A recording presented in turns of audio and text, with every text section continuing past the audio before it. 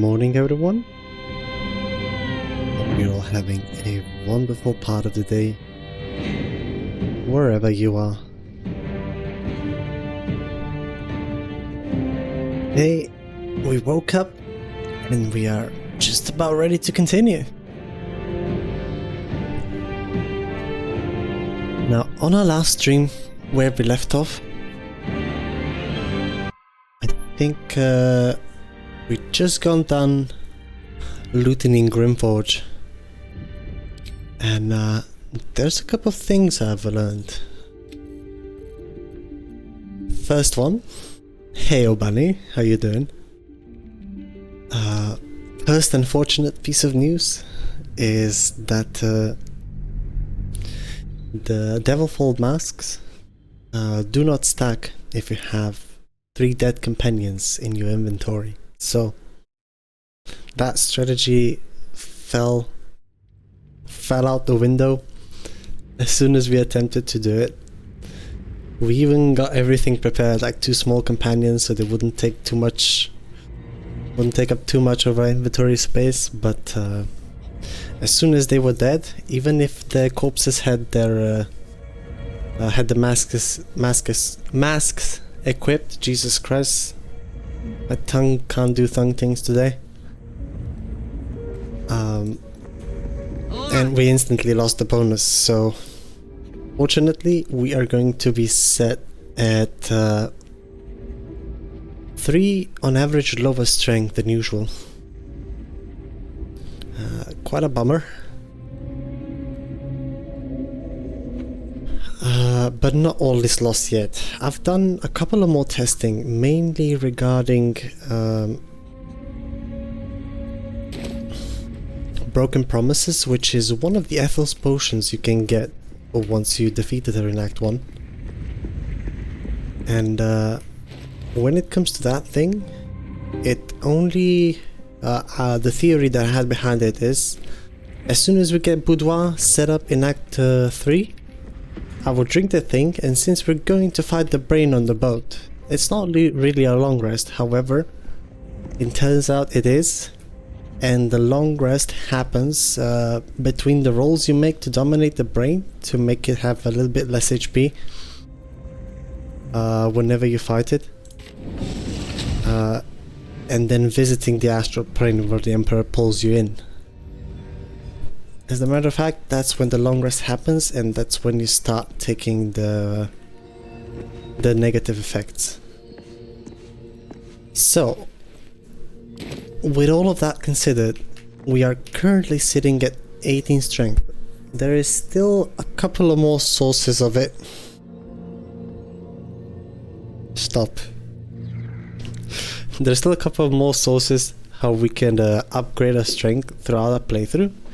And since we have started off at 17 and we got Tavern Brawler, and we're planning to get Ethel's hair into strength, I've figured out that in Act 3 we could still pop the Broken Promises and just leave with the -2 loss. Instead of, -3 loss, so losing the buff, and then -1 from the second part of Broken Promises for the brain fight itself, and it shouldn't make too much of a difference when it comes to our damage. There's also an argument for it to be made in Act 2, but we would have to really think hard about when do we use that. What does Broken Promises do? It is a potion from Ethel, which increases your strength by 2 points until Nux's long rest, but after that long rest it takes away the buff and reduces the overall strength by 1. So technically, as long as we can try not to long rest, would you leave my keyboard alone? So I have a small kitty here, trying to dig up treasures from underneath my keyboard. Come on. Is that curse that can be removed, or is it permanent? That thing is permanent. It's not a curse, it's like a special condition of its own. I haven't tried removing it with remove scroll curse, I'll give you that, but yeah. So overall, the average strength that we're gonna be moving around now is probably either going to be 24 for both acts, 2 and 3, or we just go all the way in Act 3 and grab 26 strength over there. And I'm leaning to more towards the second option. At least personally.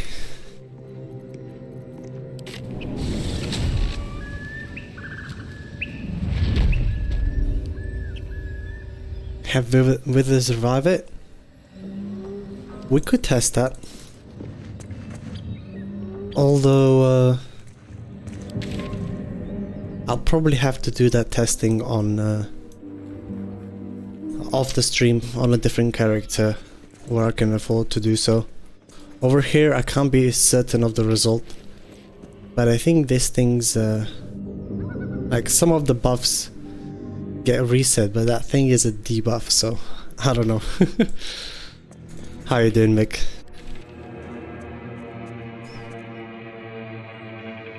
Alright, so yesterday we managed to successfully confirm Koga, we got Null's Ring of Protection. We've also dealt with Nulls. And we've gotten most of the time sensitive stuff out of the way besides the burning building, so this is exactly where we're going right now.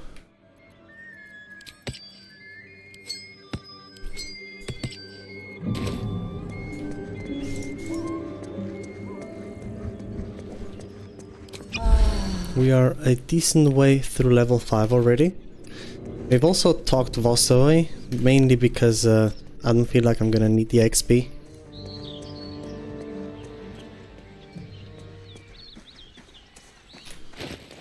And I wanted to just grab it early, since we've sacrificed Lae'zel, so he isn't gonna be stopping in that camp in the mountain pass either way. But yeah, right now we're sitting at this much resources. Question is, do we dare to fight those guys in full melee? If you try to remove it with it triggers the -1 immediately. Killing characters does remove it, however. That's good to know.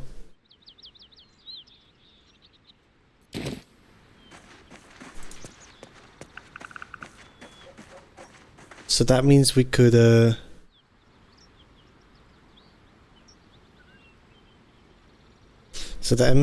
be in Act 2 with +2 strength without too much of a downside. And that way we can probably keep our strength somewhere around the 25 mark. But respecking doesn't remove it. Interesting. Before we go and fight these guys, I will want to get a couple of more speed pods. So let's set up our camp crafter real quick. Listen. That drow near, all right? Can't afford to stay idle. It's a really weird buff, yeah, but it's such a strong one. It's basically like a Astarion's potion, only if you can avoid long resting. And like together with Astarians, Anti-Zethal, Broken Promises, Tavern Brawler, we're adding 6 strength altogether. And that will already put us at 24 strength. If we take ASI into the second one, we could probably get to around 26-ish. And then in Act 3, the mirror. And that would put us at 28. Not too bad. Alright, Campcrafter, Cleric, level 3. So we get the enhanced ability. 2 levels into wizard real quick. Take transmutation. Pick whatever.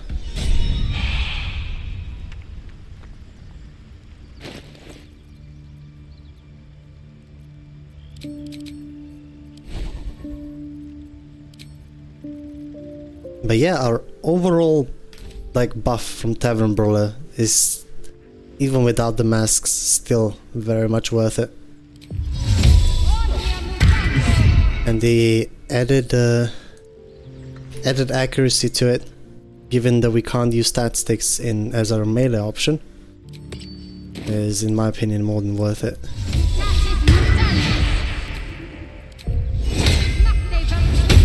Because realistically then we will be getting +6 to +7 to each our punches. And then later on in Act 3 we can take the helmet for additional bonus action. And with Thief Rogue we have also another bonus action on top of that. We're looking at what? 1, 2, 3, 4, 5 punches plus Halo Spores. So like 5 punches, 5 times. Let's stand around 24 to begin with. So 7 times 5, that's already 30 damage. And that's not including any of the base damage die that we do.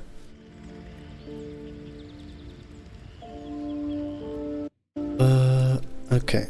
Let's get crafting. I wanted more speed pots and more health pots. Those guys in the burning building are fucking scary. Heart of Stone potion looks kinda strong. It's a way to get poison resistance until long rest without an elixir. And there's no downside. It's the only ones that has no downside too. Damn. So if we only stick to 5 to 6 monk, because monk gets resistance immunity to poison at 8. Wait, which one is that? Hearts of Stone. You sure that it doesn't give any downside? That's really neat. Just wanna look into that.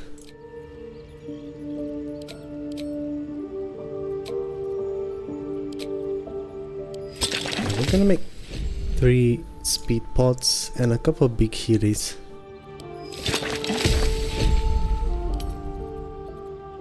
You're checking the wiki right now? Good, you're probably better at reading than me, you've already proven that.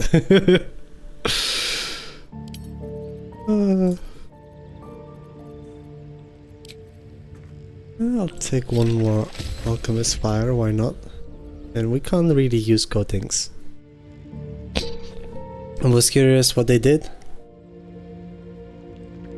I've seen that there's also one for psychic resistance, but then it's got another downside to it. But I would really want to implement those potions into my playthroughs. You know, poison resistance can always be nice. And is the effect permanent or is it until long rest?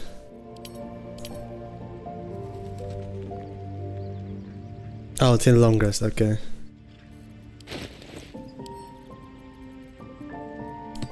Yeah, honestly can't wait.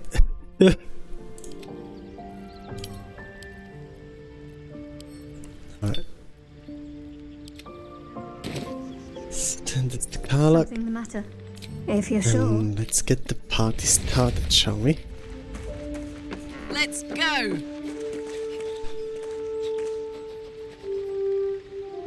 Really nice for Act 3 hacks, since that point you already have boudoir.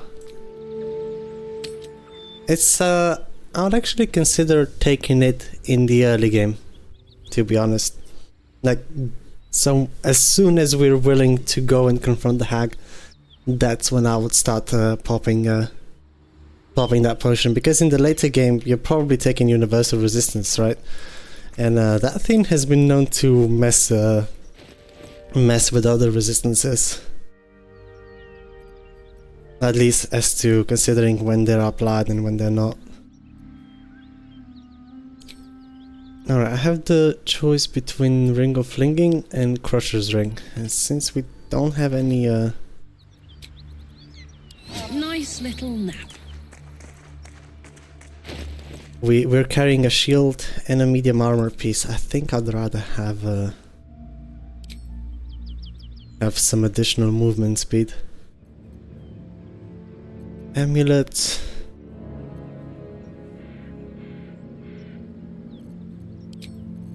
That's okay.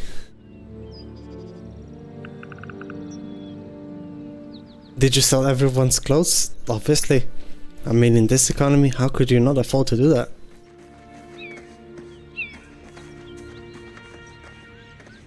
How you doing, by the way? None.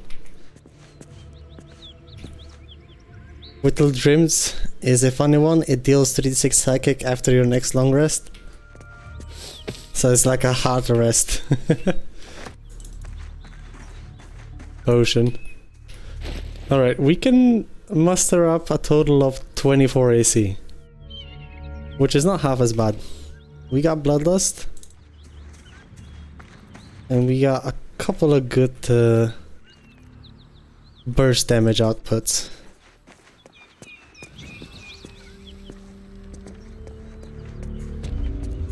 Alright, let's go. Whenever you hear this line from your main character, that is your cue for that after you leave this region, everything will burn down and you'll be stuck without your reward. So, chatting them up at the door first is another tidbit of XP. Now, how do we want to go about this? Java is probably the biggest threat besides the two clerics of light over here. These two can cast Radiance of Dawn, and that thing will fuck us up.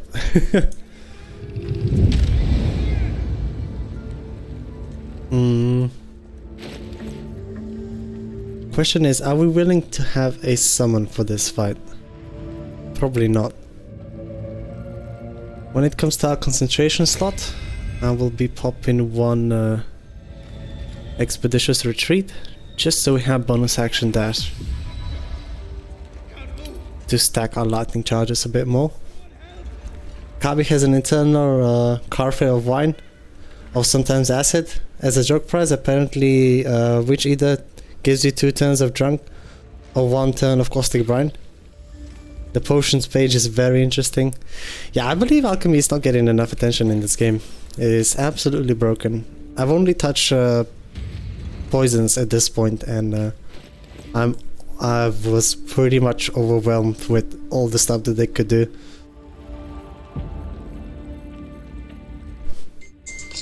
Sorry.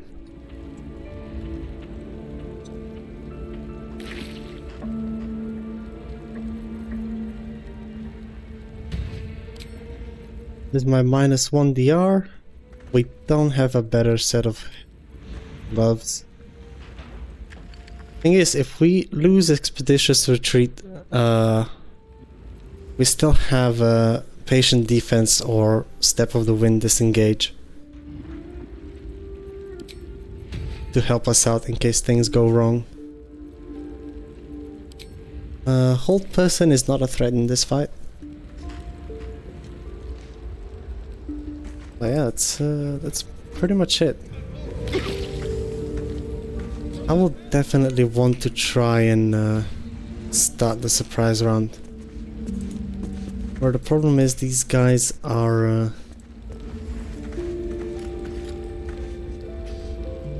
quite hard to get the surprise round going on.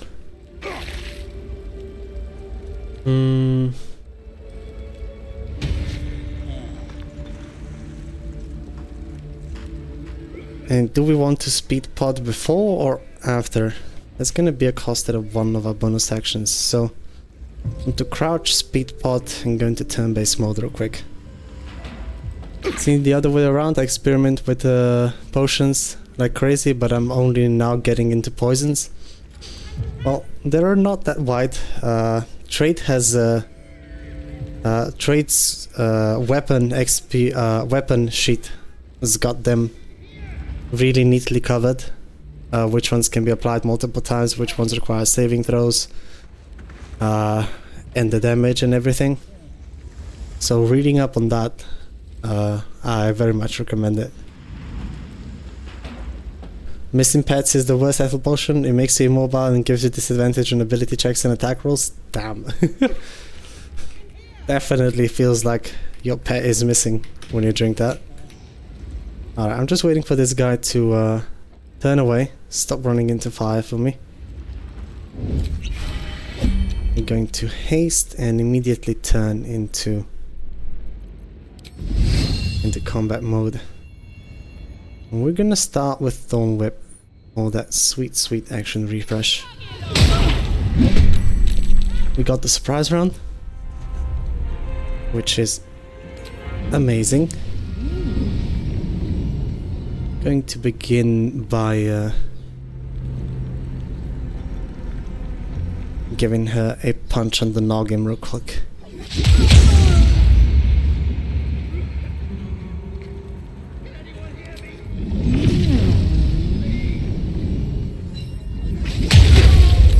There we go. The most dangerous enemy has been dealt with. Now for the two clerics. One of them's got more HP than the other, and I think I can only deal with this one on this turn. This archer will get another turn, so I want to end my turn next to him. The others won't get anything to do until then, though.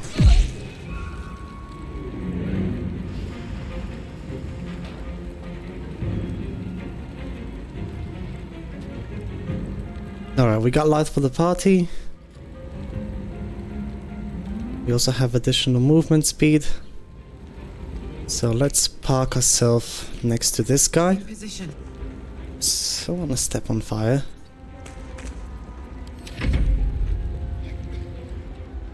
And with life of the party now, we are looking at 26 total AC. Not too shabby.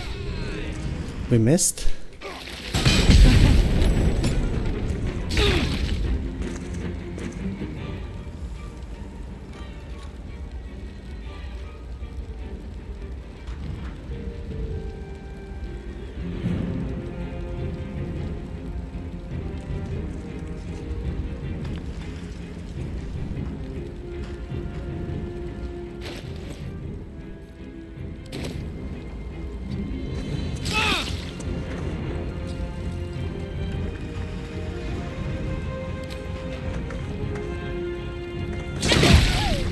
Let's get rid of her.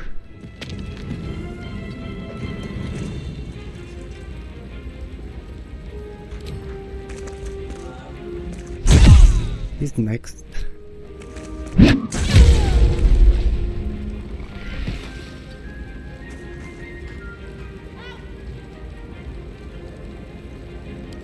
And he will have to dash to get to me, so just staying next to these guys. Still probably the best thing that we can do right now. Okay.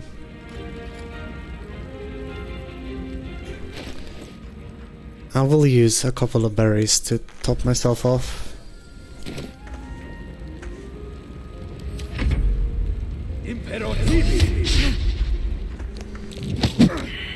And on my next turn I probably want to do patient defense to give everybody disadvantage on attack rolls against me. The rest of these guys are... Oh shit. Forgot about the haste. No. Okay. She misses. It's amazing. Yeah, we're fine.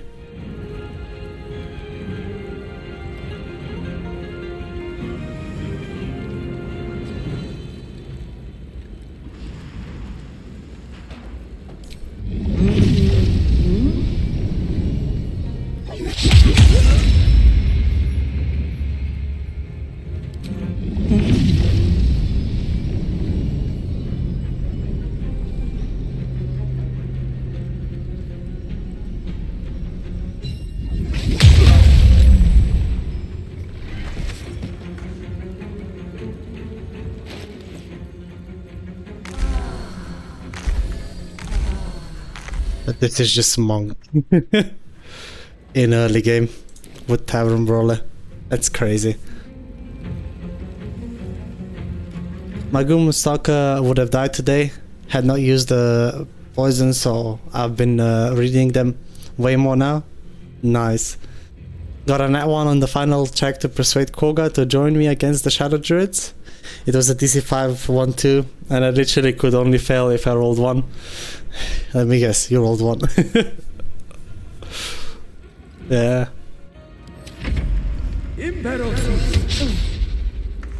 Yeah, these things happen, especially when you pay too much attention to them. At least in my experience. But yeah, these guys, since I have a reaction, are unwilling to move away. So now it's just punching time. And we only used one speed pot for this, so... I am feeling quite fine.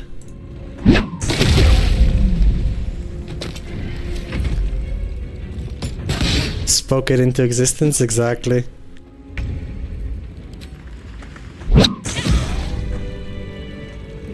Alright, killing these guys is way more XP effective than just letting them leave with Councillor Floric. Altogether, we're looking at, what, 20 for the door. Then we have another 90, it's 110. With another 40, 250, 340.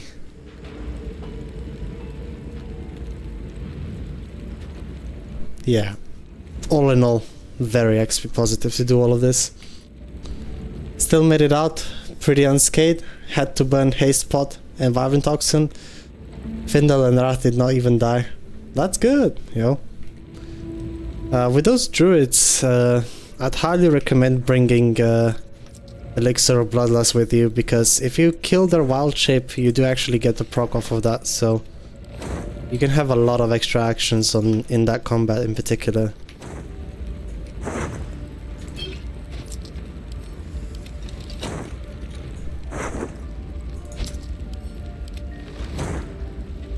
That last punch hit so hard, made the stream lag and buffer. Damn. Yeah, I hope we're on a bit more stable connection now. I found out about a bug that could have potentially caused my game to crash, my OBS to crash more, and I turned that setting off. So I really hope that it's a bit better now. But everything else that is happening on my off-screen clearly does not have enough resources to function smoothly, and it's all on like very low FPS, so do let me know if the stream starts to lag out, since I'm still working out the kinks. Was using Bloodlust. Moonbeam was the biggest threat, but Darkness Arrow on Koga locked her down. That's smart gameplay right there. Yeah, if they can't see, they can't cast Moonbeam, and usually that is, well, most of the times, that is the first thing that Koga does when that fight begins. So good job on you. So bars, if you're sick and tired of seeing your characters bloody, you can just press that and get the grime off. No mods required.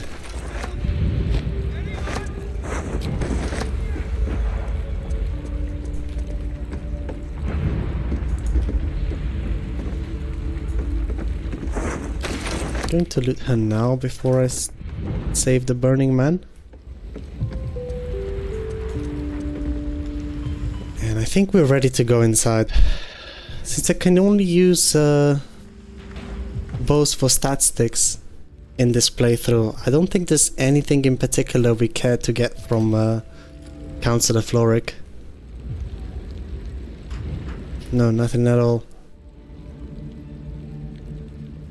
It is a melee playthrough, but it's a non-weapon melee playthrough, so I'm fine with what we got.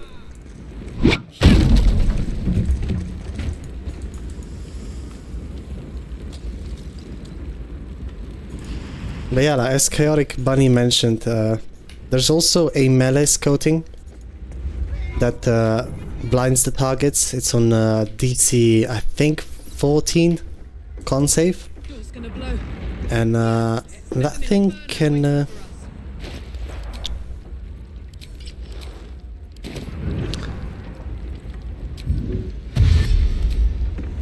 that thing can definitely help you out in combat, especially because, as you've mentioned, if they can't see, they have that small AoE around them, same as when you get blinded, to cast all of their spells and all of their ranged attacks within. And if you can get them into that blindness effect, right, all of a sudden one of the more dangerous ranged enemies become kind of a joke.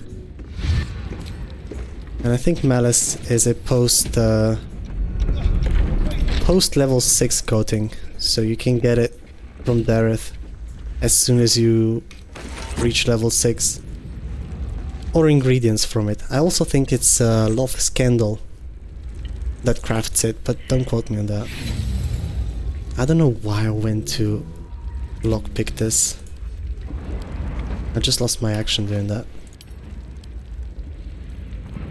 Might need to pop a speed pot to save the Burning Man now.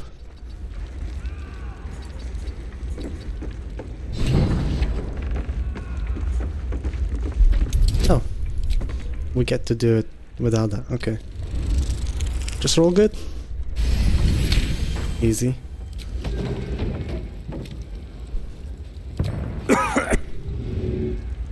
Gonna get him to follow me. And we got basically one key point left. There isn't many combats left in Act 1 that I exactly want to do, so I'm debating if I want to spend that key point to knock the door open for him. Did you know Oladen's badger can climb the ladders? Because I didn't. Yeah, and so does the other's wolf form.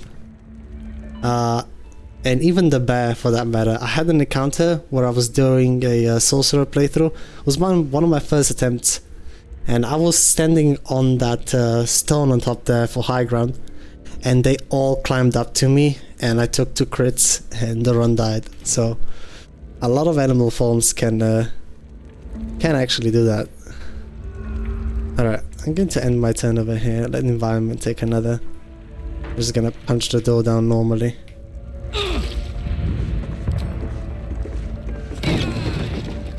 There we go.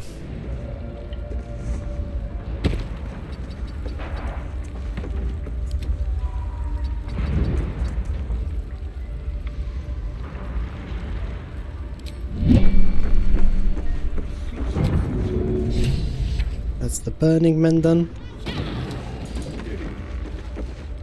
Let's blow Floric out as well. Another tidbit of XP. And there's a lot of camp supplies in the kitchen downstairs, but I'm not really interested in those since I don't intend to long rest much on this build. Alright. This... I will want to keep Crusher's Ring for...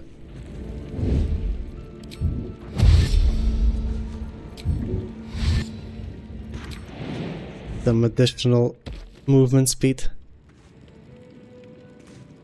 Don't tell. Wait, what does she have on her inventory? Can we do this? Oh yeah. Yeah. Let's go. No healing for you. Alright. Floric is worth XP, yeah, so we are gonna go through the trouble of knocking her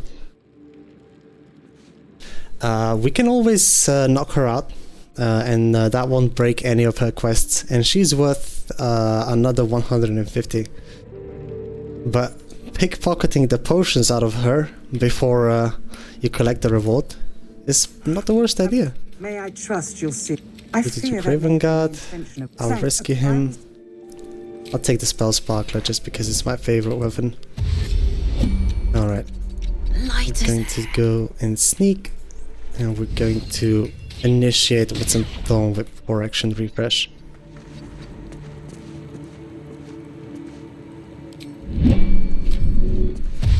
I'm sorry. What do you think you're going?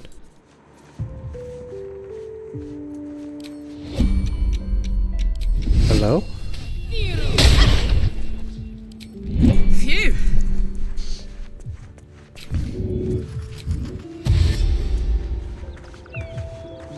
Huh? Lady? Stop right there, you criminal scum. There we go. It's like she didn't even want to join combat. Phone whip? Nah, honey, I got this. I'll brush it off. Deal with it on the next day.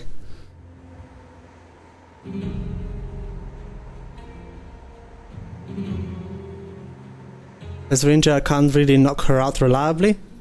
You always have your melee attacks.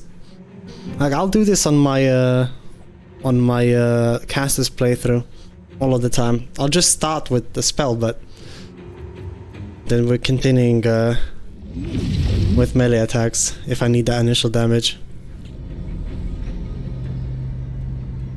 Everything comes from my bow, and I can use one spell scroll per act.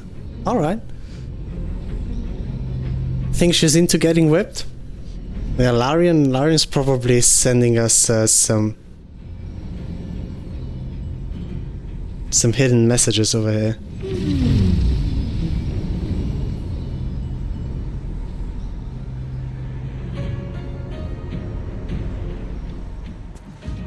We have no more of these, and there's still the Zentarim hideout.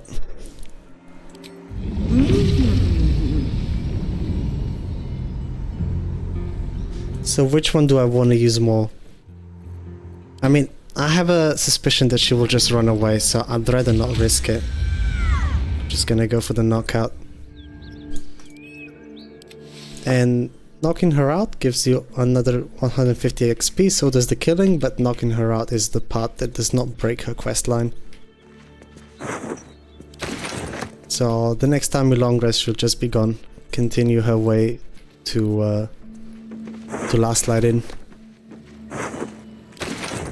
Heyo! Ilian? How's Friday going? We're doing quite alright. We knocked out Councillor Floric. We beat up all of the Flaming Fists over here. The good old proper way.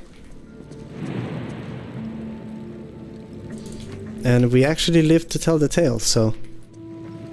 Monk in Act 1 with Tavern Brawler is very nice. I mean, look at that. Oh, she's vulnerable to... oh no, that was the barrel. But yeah, like average damage being around 16 per hit. Not too shabby. We're going to speak with Dead on her to continue this guy's quest. We're gonna ask his question. The spell. This will make it so we auto-succeed the perception check for the dowry. We can bring it back for another 20 XP. Tavern Brawler is amazing. Yeah, man. It's my first time playing Monk. So, and I'm still like just trying out most of the things people have tried out already. I had a few unique ideas. The predominant one was the Infernal Legion that you can get by having yourself and your buddies wear these Devilfold masks, and if you have 2 of them, they each get +1 to strength but -1 to int, charisma and wisdom. And if you have 4 of them, that is +3 raw strength. Now the idea to play that with solo was to have companions equip them, kill them, stuff them in a bag, put them in our inventory, and carry them around. But as soon as they die, the buff goes away, so that was quite unfortunate. The last time you saw me play was in Orin. I don't remember which one that was. Was it with the Sorcerer or the Poisoner's build? Because we killed Orin with Sorcerer. The Chapel of Nimbus It was just barely not a one-shot. I forgot about Uncanny Dodge, and that's why she lived past that turn, but that was some really nice damage that we did. However, I got a bit greedy attempting Gortat, and I got absolutely punished for it. Just got demolished in that combat, so Nimbus unfortunately died in the second to last fight in Act 3, so at that point I think we have gotten far enough as to where I didn't feel like restarting the playthrough.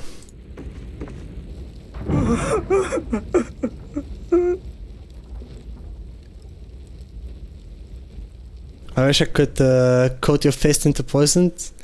It's understandable that you can, but still, yeah. Yeah, at least the mask can be made into bombs by Demon in Act 2, so we at least still have that that going for us, yeah. But it's quite a shame. It would be really funny if we just had a dwarf and a halfling in our backpack, carrying them around. Why? Because I'm a one-man legion. One-man Infernal Legion. And if you go and read on the descriptions, there is like you have no there's a description that goes like you have no personality, no nothing, you were made only to serve and to fight in the army. And it's like, it's so fun considering that we'd be a one-man army and dragging our dead companions with us. Be like +10 to style points, I guess. But hey-oh, can't have everything.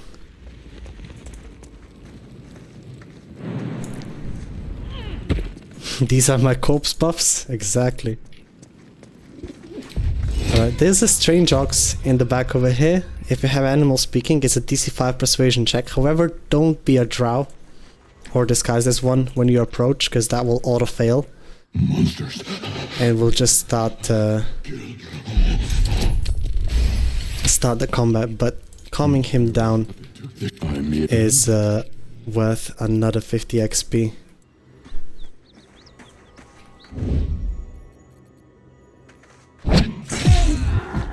$51.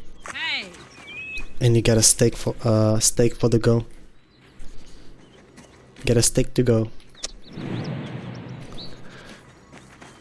Alrighty, there's still the center in basement. I have used all of the things to restore my my key points. But going down to Zent's, I'm not really worried. Not having key points available.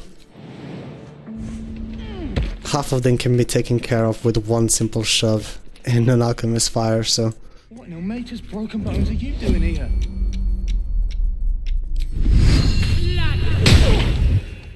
Yeah, people have been reacting very nicely to my Thorn Whip. They just don't want to fight.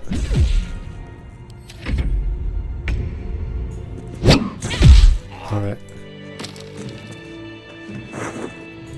Get you out of here. This is one copy of the key you can get. Another one is in the closet down low, next to the table. A bunch of food about this place, but I don't need it, not for this playthrough. So yeah, we are quite close to level 6 already. So I think between saving Halsin from prison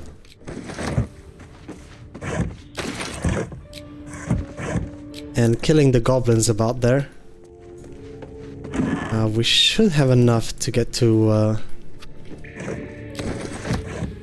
level 6 before the Grove raid. So we will actually get our extra attack for that. Monks look so strong, I should try one, I guess. Well, the idea how Larian wants you to play the monk is to have high dexterity and decent wisdom. But in my experience, taking a lot of strength, 17 strength, and then picking up Tavern Brawler as soon as you can, and also being Karlach, can buff your average damage output by quite a bit, since you add your strength modifier on unarmed attacks twice, right? And Karlach gets that nifty little buff from soul coins that last until long turn, and they read, look.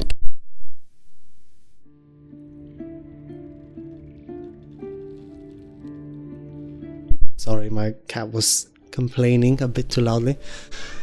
And being Karlach, she gets the Infernal Fury, which are the soul coins. You can get 19 of them in the whole in the entire game, and they last until long rest. And what they do is you deal additional 1d4 fire damage while raging on when your hit points drop below 25%. But there's also another hidden interaction behind that, and that is it adds another 2d4 fire damage on all of your unarmed attacks. So first off, adding 8 guaranteed damage on our attack rolls, and then adding another 2d4 fire on top of that as well can go quite hard, I must say. We've already drank wine to wait, is that thing once per long rest or once per short rest? Long rest, okay. So yeah, you can get some nuts damage going in.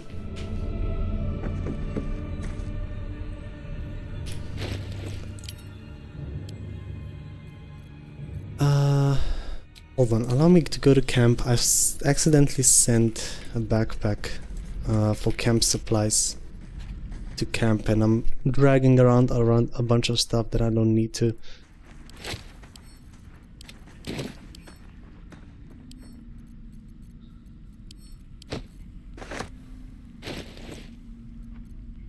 There we go.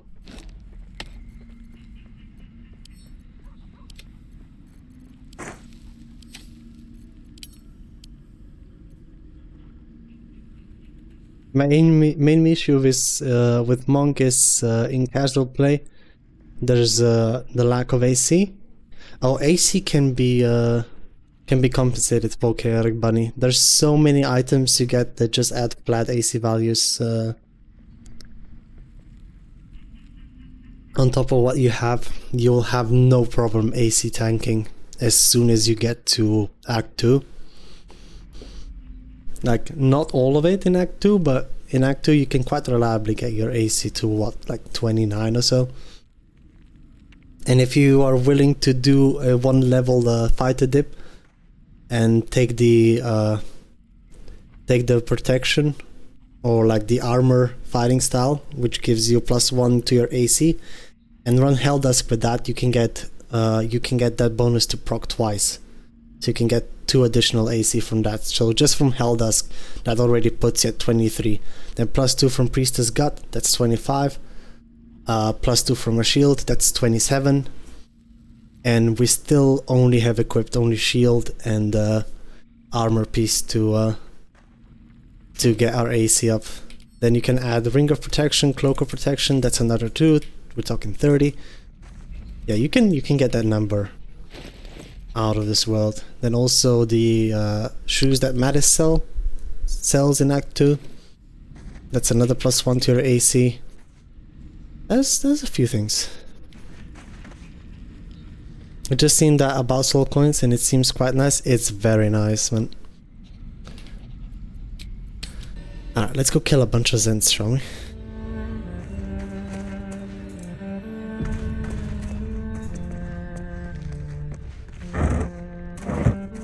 Since we talked to Dead Rogan, we got the password, making this whole thing checkless. Otherwise there's like a persuasion and intimidation check you can use. That's 100 XP right there.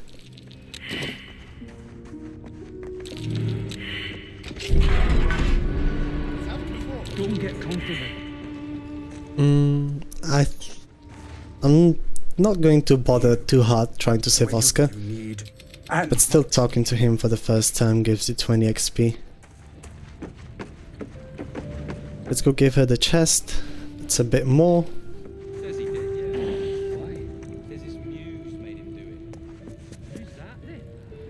Was that traders in your camp you're stacking? No, that was with us companions that you can recruit. Yeah, additional party members. But I was testing with those guys because they're the smallest race, therefore weighing the least to try and get the buff from Devilfold masks, but it doesn't work. I can show you right now what I meant. So, This vessel is at thy this. if we recruit both of these guys, right? This vessel is... And we make everybody equip this Devilfold mask. When there's just one, nothing happens. But as soon as you add another one, you get the Infernal Legion buff. You're the Legion without personality or individuality, born to only fight. Whenever within 20 meters with another creature wearing a Marigon's mask, strength is increased by 1 and int, wisdom and charisma are decreased by 1. So, there's 4 masks of these all throughout. Is at thy disposal. Do what thou... And if you have everybody equipped with one of these masks, your strength is already sitting. 3 masks, 2 strength. Our strength is already sitting at 20. So with another companion, we could get that to 21. And what my idea was to kill these guys. And then have their corpses in the inventory. However, as soon as you kill them, as you can see, the buff goes away. So yeah. Unfortunately, it does not work.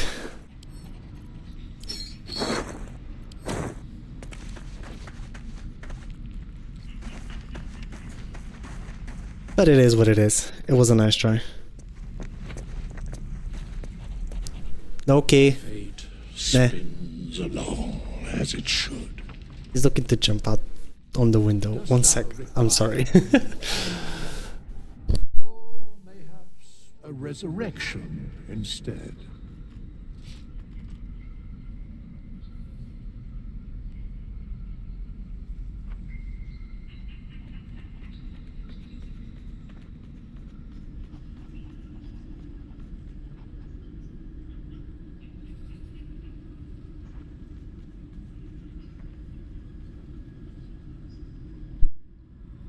Sorry about that.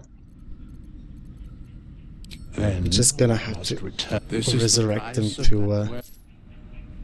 to take them out of my party real quick. Dusk I Yeah, it would be sick, but from the archives. no luck, I guess. Rise. Fingerly. Success. Maybe.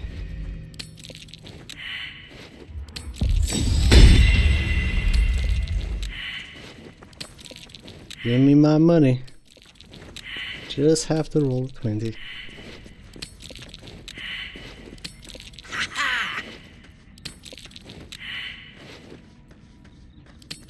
Didn't know the buff? It's a very interesting buff if you're trying to do like a throw party build. You can get everybody, you can take Tavern Brawler on everyone. And get some very nice bonuses going. This vessel is at thy disposal. Do what thou wilt. Thou... We're just gonna send these guys back. This vessel is at the... I have a window partially opened and God knows that he will try and jump through that. But it is almost 30 degrees over here already. And I can't afford to close that shit. Otherwise the PC will get me to a nice and comfortable 34 inside. And God knows that those temperatures aren't livable. You've already brought me Padney. Alright, give it a chest. Herald to 60 XP. We can go. You know magic, you don't need saving. No need for this. Free me now. Fucking freebooters. Whoa! Don't Surviving off of everybody else's work. Make you a most heroical likeness. Alright. Anything I need from here are the gloves of theory for the advantage on sleight of hand checks. Did that artist really? And we are ready. Says he did, yeah. What the hell do I have over here? Take this off. Send this to camp. Make sure that we have an alchemist fire.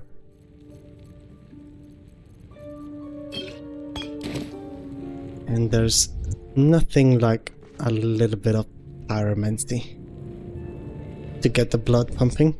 Shh. Hey, I'm right over here.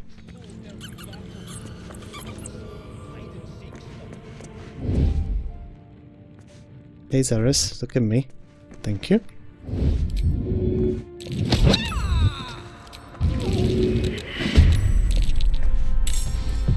Oops. That wasn't quick enough. Wait!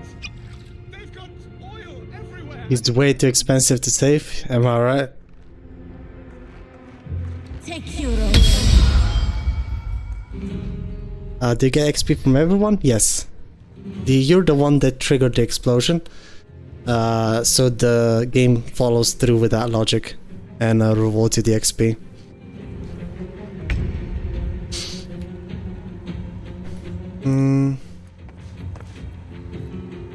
Well, can't do the same thing twice, so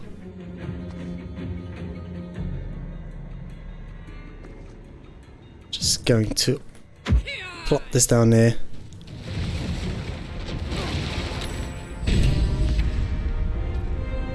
He will burn to death, but yeah, you can check 40.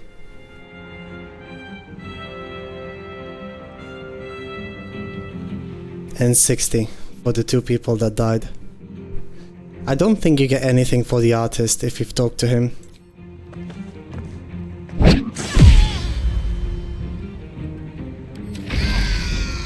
But yeah, even 40 for him. No, it's just the brim in this guy. That's so satisfying.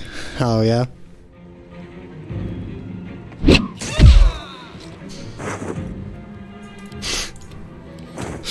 I'll never get tired of the sounds that Karlach makes as a monk. It's so fucking hilarious.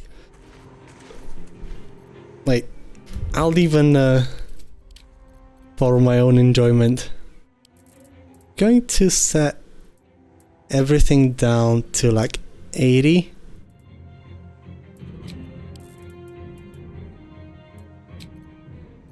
We're gonna keep the character volume and the chatter to the max and turn it all up a bit, just so we can get those noises up a notch. He's just going to remain invisible and stay down there if I'm not mistaken, so I'm just gonna pass 10 turns. Hiya! Exactly. I need a ninja emote. Might just implore ChatGPT to make me an emote today.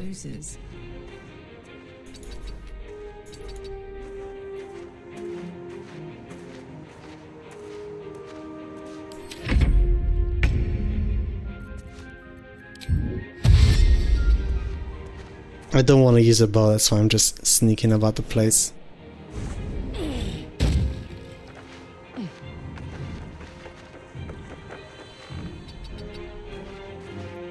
How many turns do you have?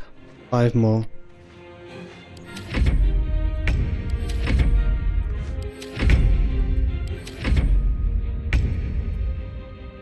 One more.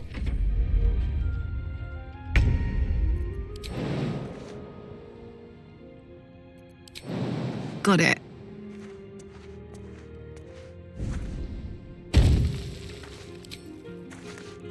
Run. He's the one that's supposed to run. Alright. Got Titan String. This is a very good bag of money. 2. How you doing, Maddox?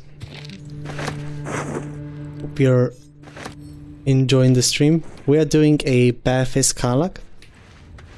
I was considering the other naming option that is available, that presents itself, but then I thought about getting demonetized and it started sounding like a bad idea. But it can be the spirit of the run.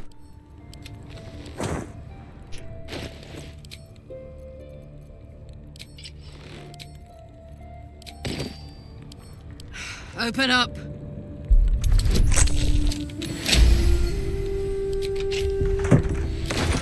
You know, so many times that I've lockpicked this chest, dragged it over here and everything, yet I've never summoned the actual spectator. Which is a bit of a scam. Question though, do spectators target other spectators? Because if we can get a spectator on a spectator, a bit of a boxing ring going. To be honest, that'd be quite funny, and I'll watch that.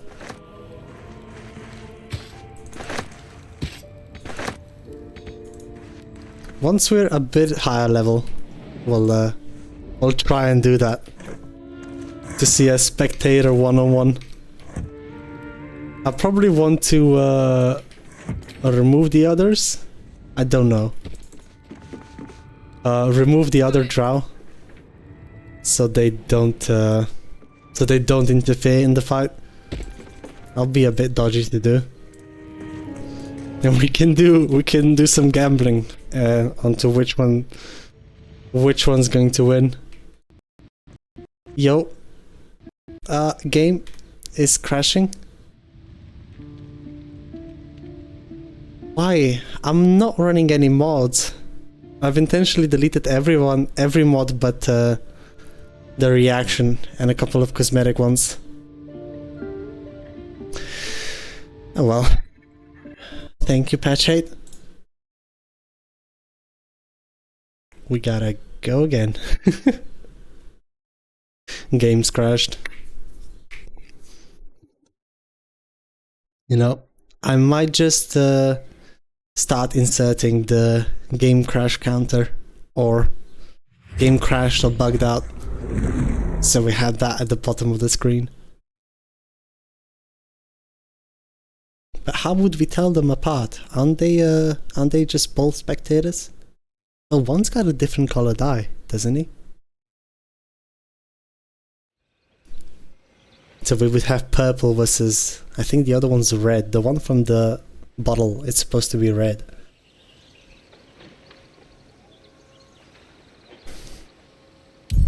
Losing controls during combat? See, I haven't had that yet, Anna, but I can imagine it can be really frustrating. It's like, you tell your character to do something, but then nothing happens. And it takes a while to respond. Yeah, like the latency in the game and overall stability has sharply decreased. Phew. Oh well, I guess we gotta do the Zemd basement again. That's funny though. On the previous playthrough it was also this Zentrim hideout that crashed my game. So we're starting to get some consistency over here. Don't even use any, it still happens. Don't get comfortable. See, I'm hesitant to remove the reaction mod because it's gotten removed from the mod list. And it's a very useful one, just like tells you if your reaction is still available. And it's no longer able to be downloaded. So like I really don't wanna send it away, you know? Hey yo bunny, at least you can type, I can't even speak. So like, get in line. Apparently the spectator is a reliable way to get the silver sword of the astral plane early. Where'd you read that on Reddit? Like that motherfucker will not discriminate, you know? So like Yes, it does have paralyzing ray, and therefore you can crit Voss. Sure. Oh, there it is. However, there's nothing guaranteeing you that he just won't all of a sudden try and go after you. Bad news. It says in the wiki, I don't trust the wiki, but it does make sense if you go invis. Sure. I could see that happening. But still though, it only has like what, 140 HP? So it'd have to paralyze both Voss and Baretha in the 2 consecutive turns and keep them paralyzed, because otherwise Voss and Baretha will just fuck it up. No doubt about that. I guess it kinda has to get lucky on the rolls. I wouldn't say it's a consistent one, but... Oh, another Alchemist Fire. I'll take that. But I can understand the logic, yeah? You plop a very strong enemy.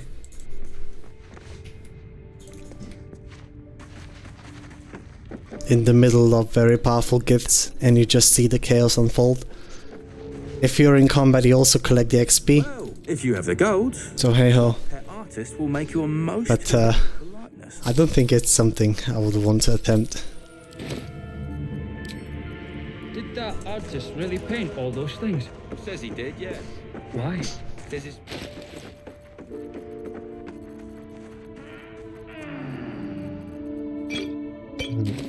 This bad boy's over here. I'm going to crouch so Ceres is looking our way. There we go. You can't see me. Gonna give her a good old Shiverino.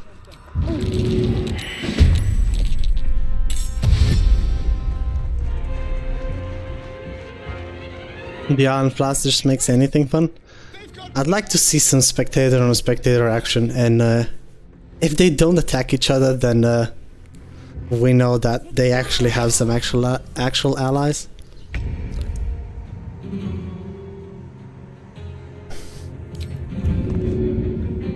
Alright, I want Brem out for certain, as he is an annoying prick, and I'd rather not deal with him.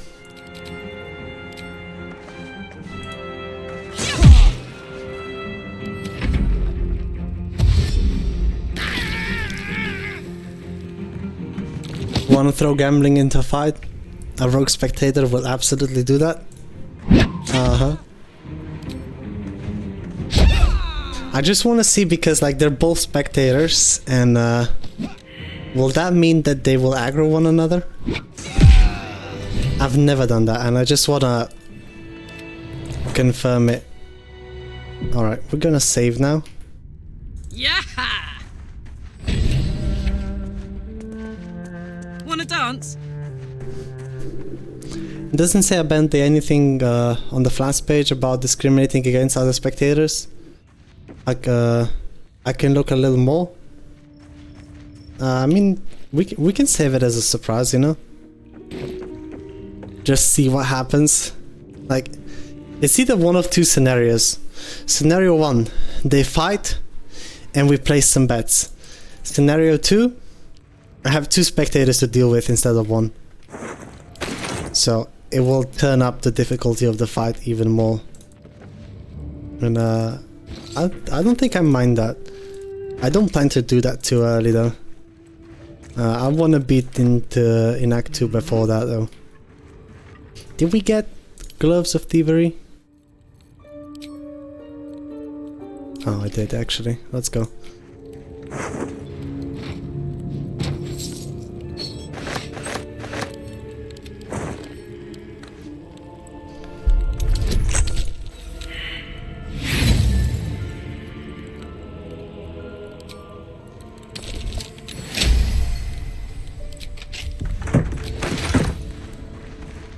Hello.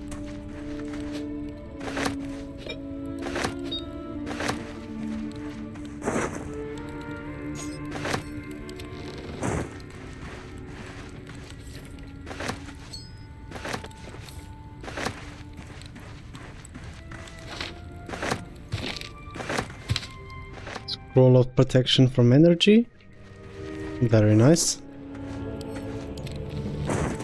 Protection from energy is not a concentration spell, so if you're looking to get any elemental immunities for whatever reason, like fire, for example, when you're going down to Grimforge, that thing is just free immunity, and it doesn't even take up an elixir slot. So like it can be stacked with other elixirs on top of that. Alright, I'm going to save again. Just have to get rid of the petrified road to make it an even playing field. No outside influence allowed. It's a dogfight. Probably. Never thought we'd be organizing dogfighting arenas in this game, but here we are.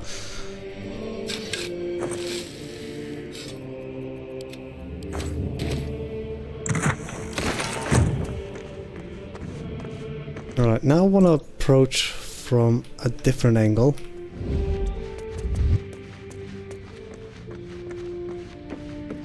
Do we get spotted moving through here? We don't, okay.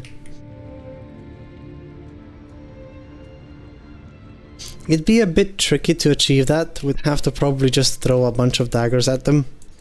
But the thing is, as soon as one of them gets damaged anyway, Sneak, sneak. I reckon it would then they would either aggro on both of the two spectators, or I don't know, maybe side with the other. There's just so many questions I have about this encounter. Alright. Can go up here. I don't think I've ever failed that, but it's a DC 12, okay.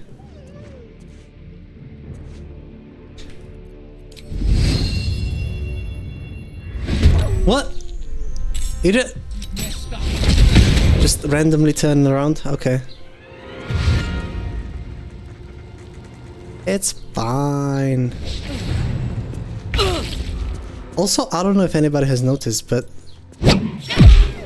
where's our temporary HP from Bloodlust? We're just not getting it. Look. It gains a temporary 8 hit points, like even the tooltip is bugged.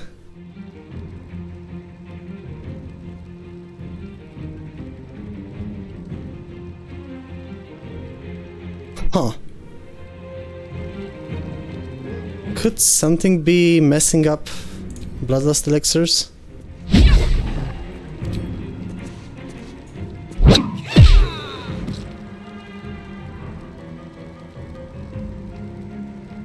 That's some weird stuff, man.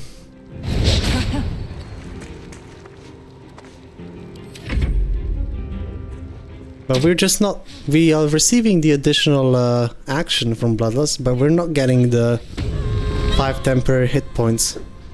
We were doing that yesterday with Spore Druid, and we weren't regaining our...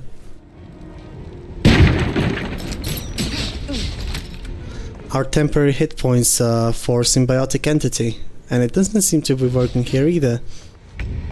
I wonder what broke it.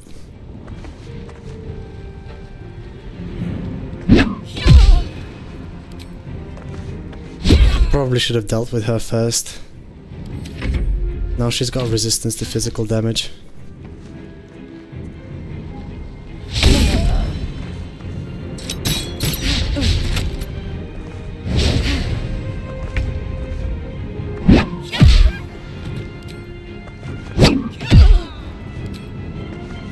But yeah, like Bloodlust elixir triggers, but no temporary hit points.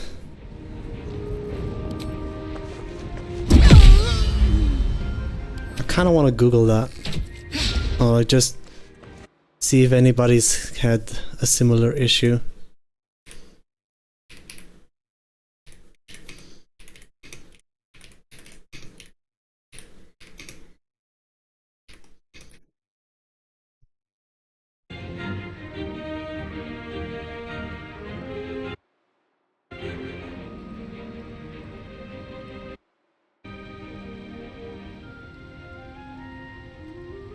No, he still got him. It's not it. Anyway, let's get rid of her.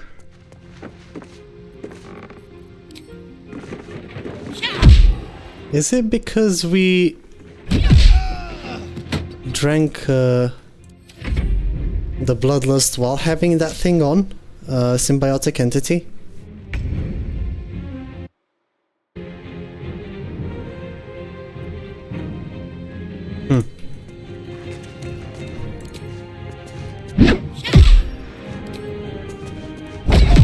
Oh yeah, Karlach Monk. It's like 17 damage per hit on average. Jesus Christ.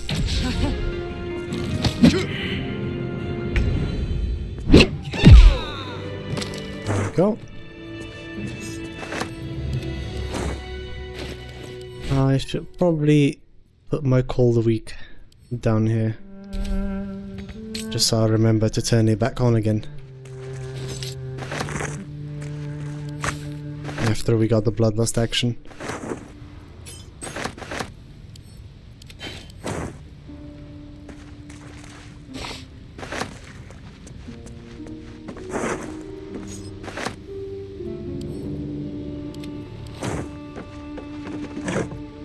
Where to?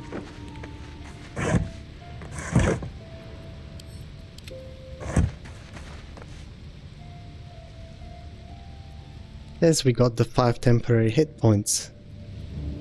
But they're just not displaying. Is it because of the repression buff?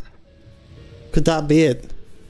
Because this is temporary HP being stacked into our full HP pool, and that does not allow us to profit from temp HP from Bloodlust?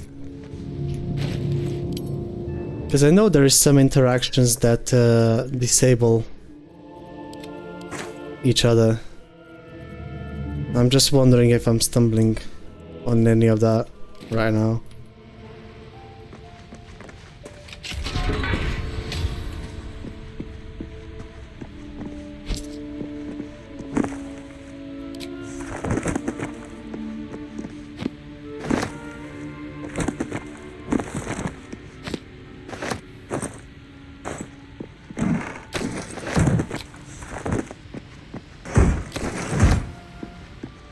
Oh well, at least we got some more signs to do. These portraits do sell for quite nice money.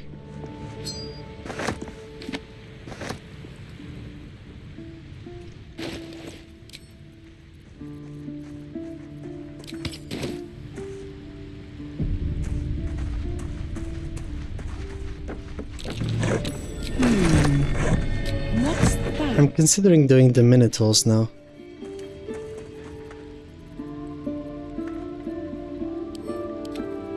Getting that amulet and getting that resistance to slashing damage is not as bad as it looks.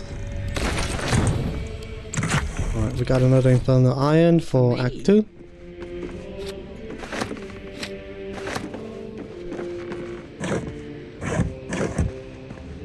I think I'm gonna go and pick up the other soul coin by the Risen Road. I can get over there without the paladins disrupting me, right?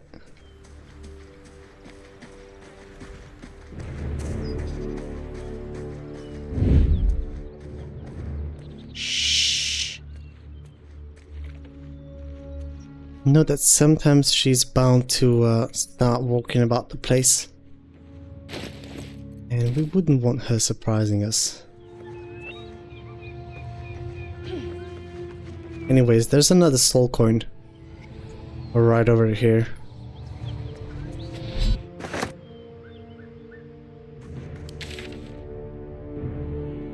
Alright. Voss is done. Burning Buildings End is done. Ox is done. Gnolls are done. Paladins are still here, but are there to remain until we get hold person immunity. This is going to sound terrible, but I wish there were more wild magic based up classes other than the Barbs and Sorcerer. I would love to do a full wild magic party and see how bad things get. Thing is, the wild magic barbarian, if you go and look into it, it doesn't have a downside. Like, there's no bad effects that you can get over there. Sure, some are worse than the others, but when you look at all of them at the face value, there's no negative ones that you can get. So like, Wild Magic Barbarian in a party setup, or even in solo, is still a very much viable thing. In my opinion though, the ring that you get from the hag in Act 3, the one that makes your wild magic surge a guarantee, or like increases the chance of it. Hot take, but that should be an Act 1 item. I don't know if it can be if you kill hag in Act 1. I think you just get the charm for advantage on death saving throws. So, useless in my case.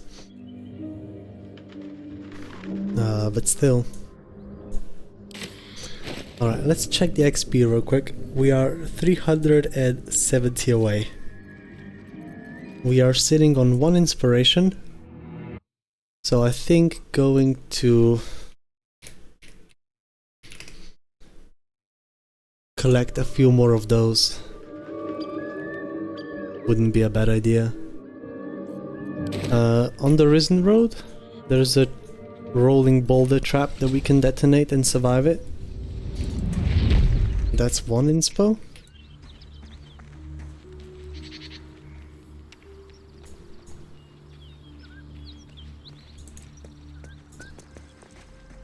But yeah, when it comes to wild magic surges, I don't know. Like, in my opinion, they should make more of that, but make it more directional, the way the Bobs gets it, you know? Like, either make it support only your melee attacks. Alright, so to trigger this, I think I'm just going to throw this elixir over here, and it should be an inspo point, right? Easy. This place is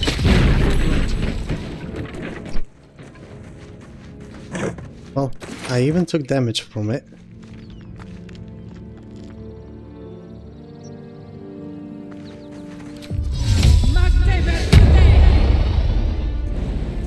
But no inspiration. But yeah, if they could just make that thing a bit more targeted.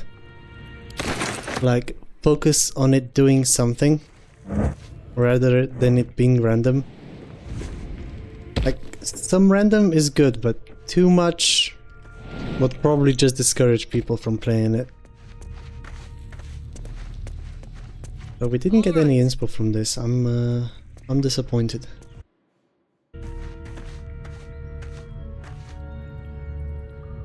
But yeah, like, but to be honest though, I myself still wouldn't play it. I prefer to have like specific things from class actions and use those to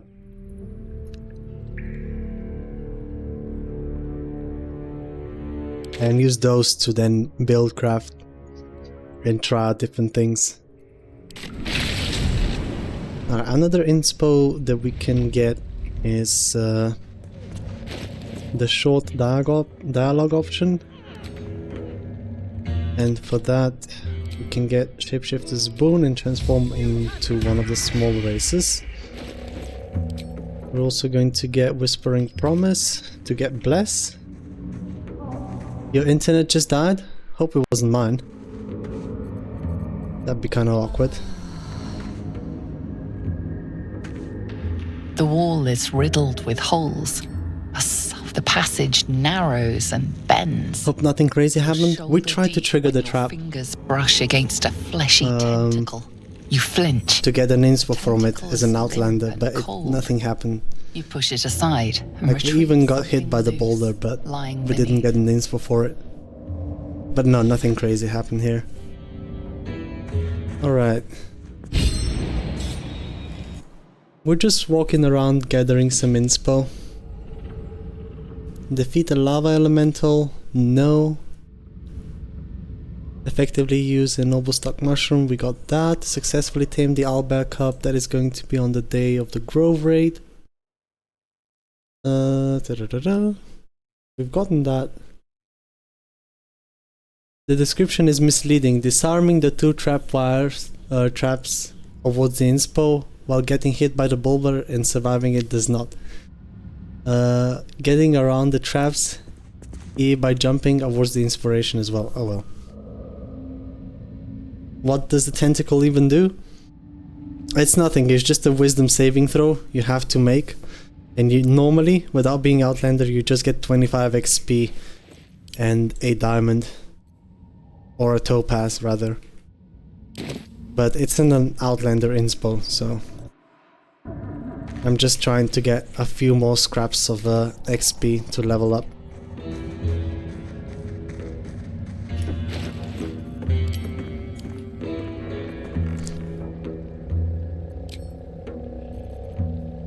We could also get our Shapeshifter's boon on. And we can try and shove the archer real quick in the back. That will be another 75 XP. I just want to go to 6 before I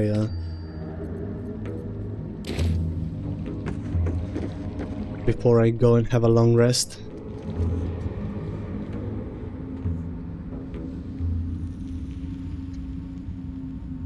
I'd also want to pickpocket from this guy.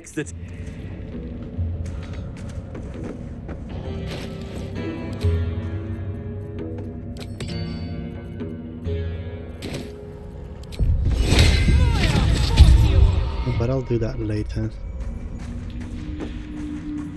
Alright, there you are.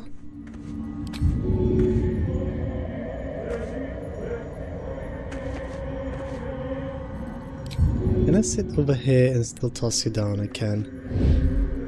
This should turn things to...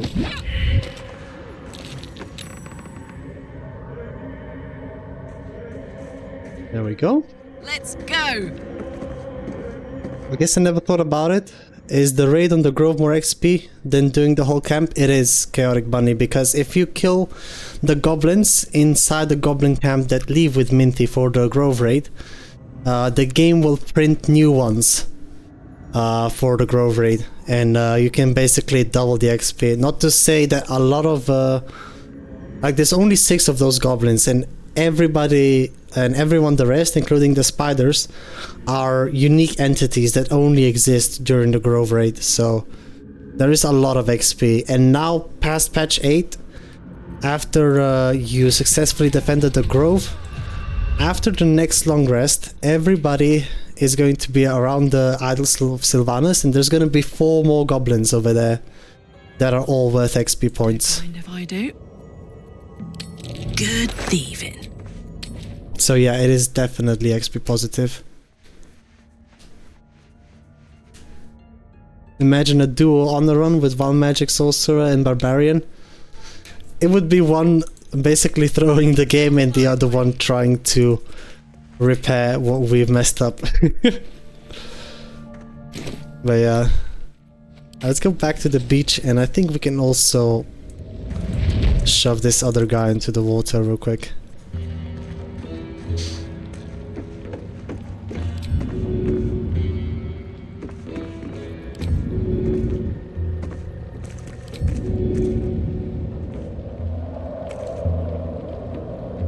If I can get you to turn around for me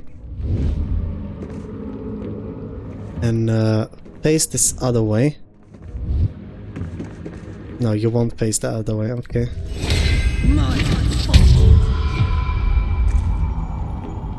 The raid is definitely a lot of XP, yeah. Huh?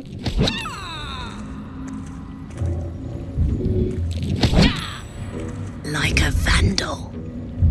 What's going on? See, this is supposed to be a hostile action that starts combat, but this guy just doesn't give a fuck. Okay. If you insist. I mean, I'll take it.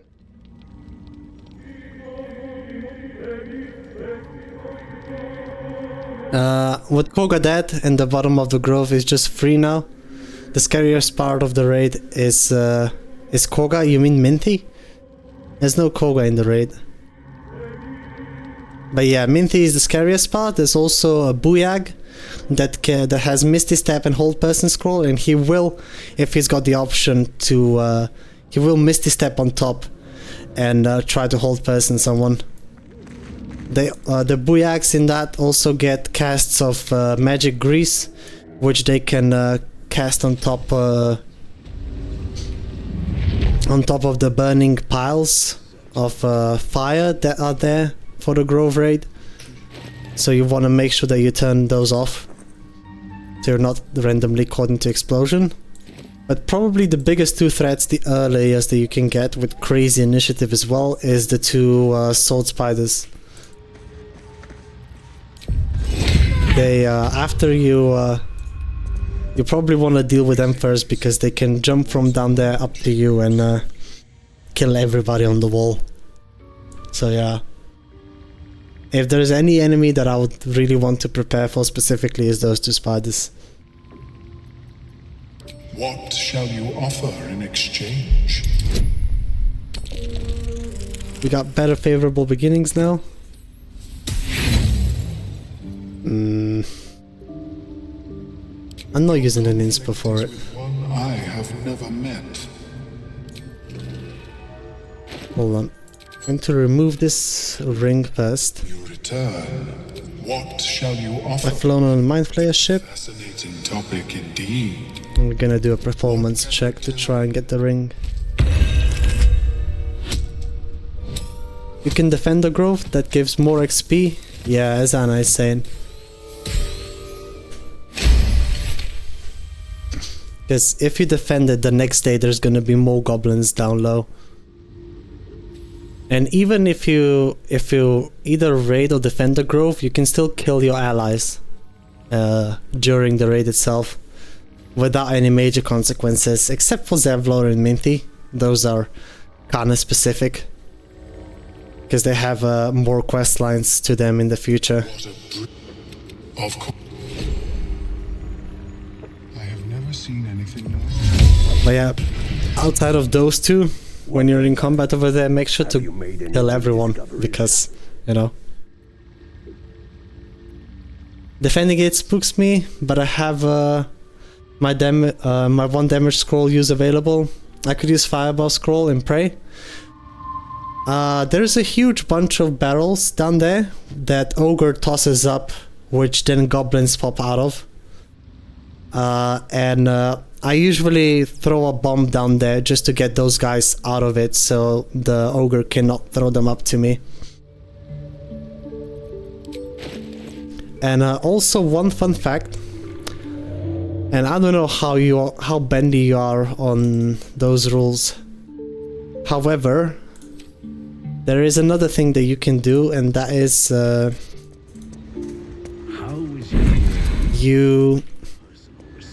sorry, my brain is blathering. You can talk to Zevlor beforehand, and you can give him damaging scrolls, and he will use those during the fight. So like if you have black tentacles and 2 fireballs, you can give them to Zevlor, and he will cast all 3 of those. And you can even haste him plus yourself, so he can instantly cast 2 fireballs at that group of goblins in the barrels, get them all out, kill them all. But I have had Zevlor kill off Minty that way. So yeah, be mindful of that if you intend to knock her out.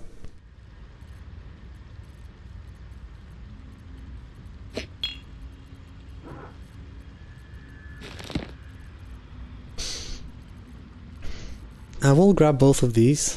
I need a Vigilance Elixir. And let's get some dice. Take brown alabaster, indigo, sage green. Lavender we already have. Pink, but I don't have high hopes for that. White and scarlet red. And black and summer green.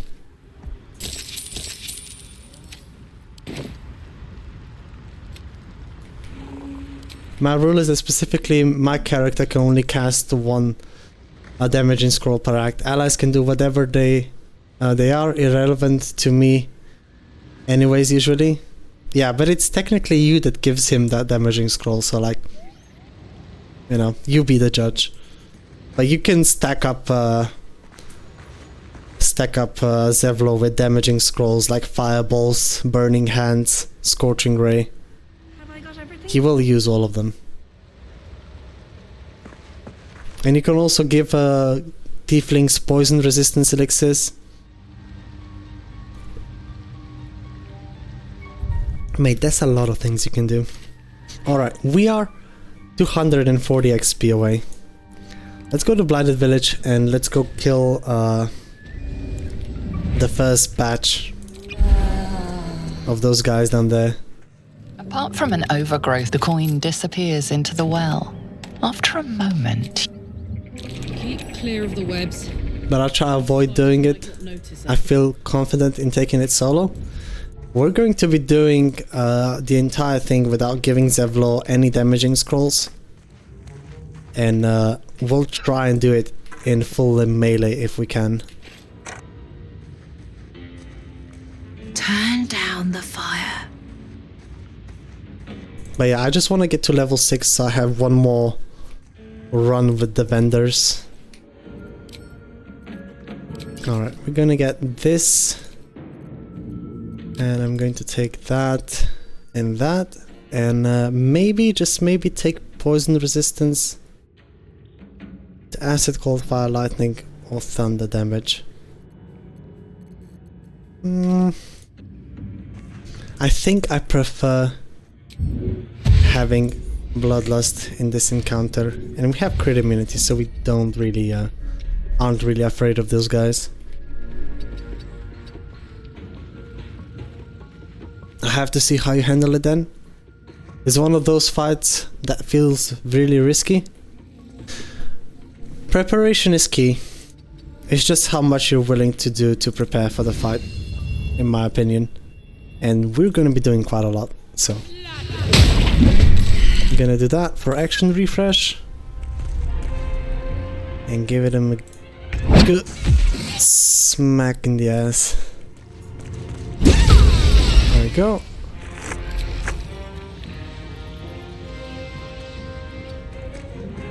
And we can go down and tackle one of the spiders as well.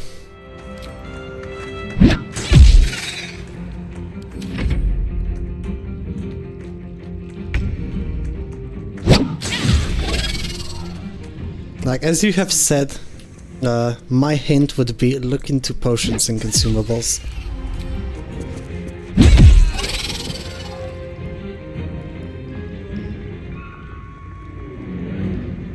Can I get you to dash? I doubt it.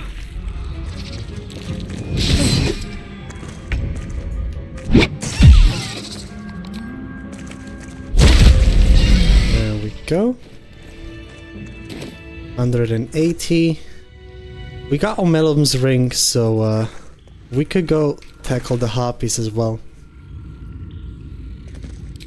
Let me just use this to loot this place up real quick. I don't want to fight the face spider matriarch without an extra attack.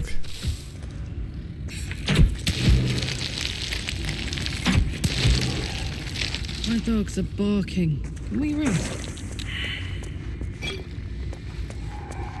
So we're just going to grab a couple of things over here.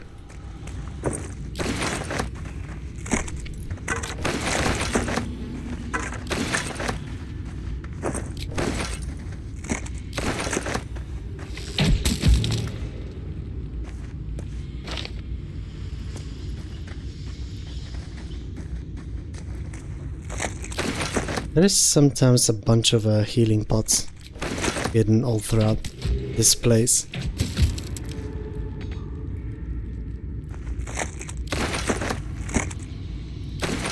In the game 8, it's 19 Anna.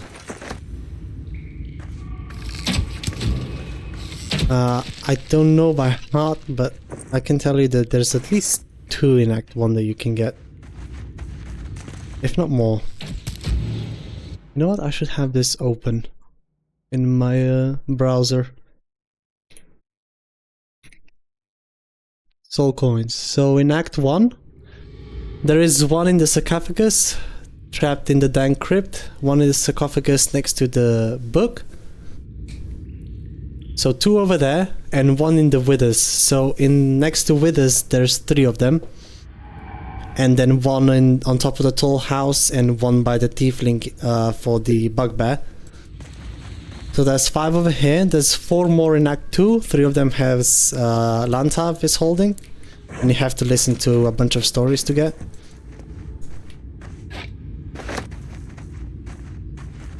And the rest are then in Act 3. So yeah, like 5 plus 4, 9 in the first 2 acts. Come on. And the rest once you get to Act 3.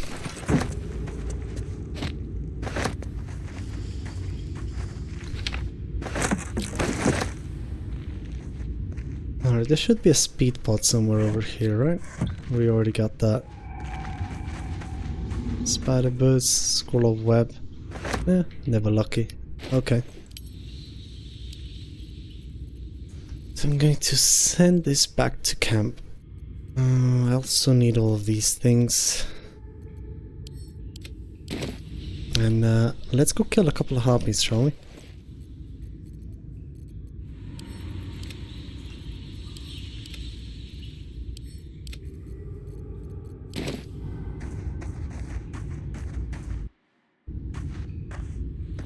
And in Act 3 is crazy. I'm guessing like half are in the House of Hope. Yeah, there's 5 in House of Hope, in the boudoir, where you also get the password for either Orphic Hammer or the contract, depending on which choices you took.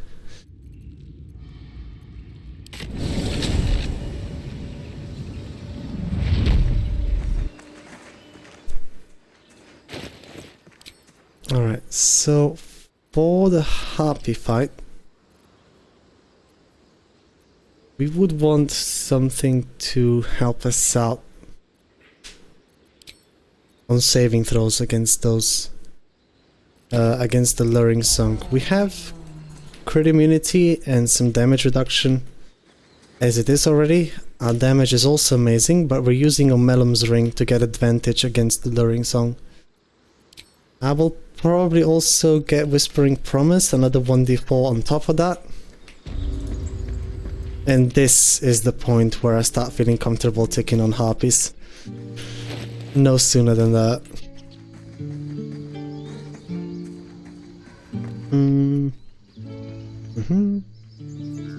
Soldier. Let's just get to it. Let's see if Aaron is selling anything interesting real quick. I don't think he's an elixir guy. Oh, the game lagged out again. Sylvanas. Feels like we gotta save.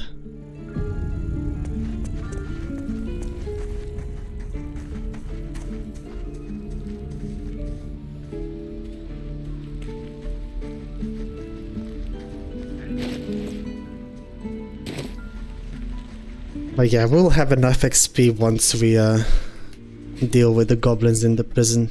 Trying to help.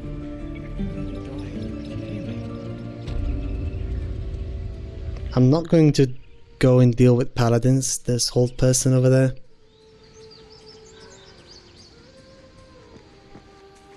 What we are going to try to do is we're going to try and free our little boy over here. Is someone singing? Time for a soft touch.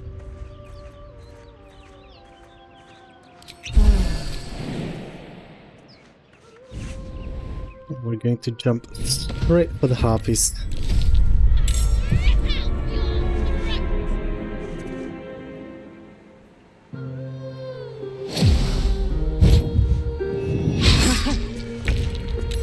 Alright, we saved on the luring song. We were rolling with advantage because of the ring, 3 from proficiency, 4 from Whispering Promise, and -1 from our wisdom modifier.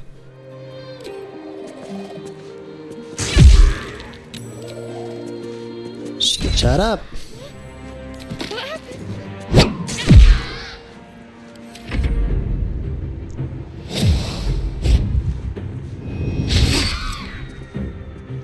We can deal with these two, and hopefully the last harpy will come to aggro us as well. Alright, we get to save the boy as well. Nice. Those paladins are awful. One can just one-shot you, and another has hold person, which can be just a GG. Yeah. We saved on the luring song again, so getting advantage on that saving throw. Quite helpful.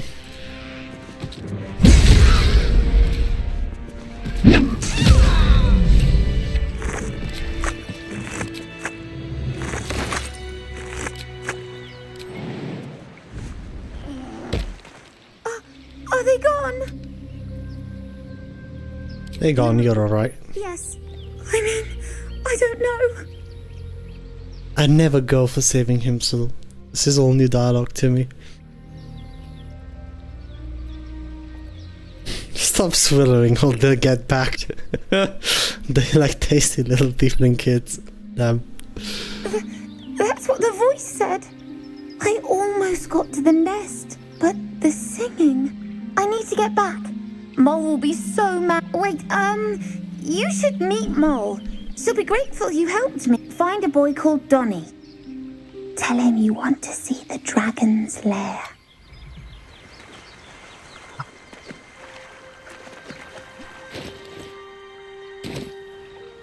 Alright, 100 XP off. I'm not going to go investigate the back because there's an exploration XP spot by this chest, and I'm saving that until level 10. Honk honk.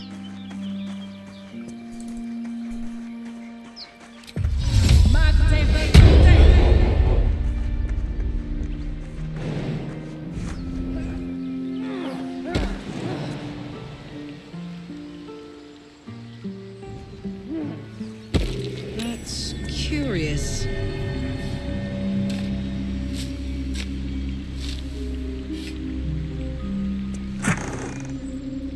Nice. Expeditious retreat is always welcome.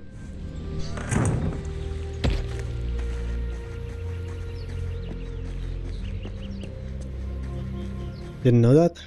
I'm glad you're learning something new every day. So am I, man. Womo? Reward us with any additional XP for saving the little boy. I wonder. And I do want to check him if he maybe sells another bloodless elixir.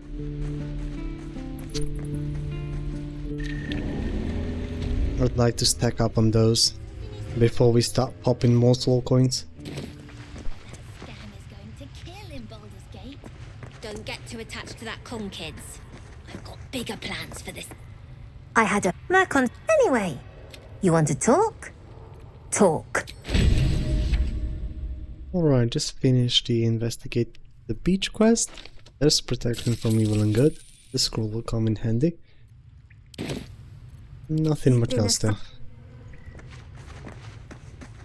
No XP either. I think it's just for the first time you get down here and she allows you to stay. Alright. Good to get that off the list.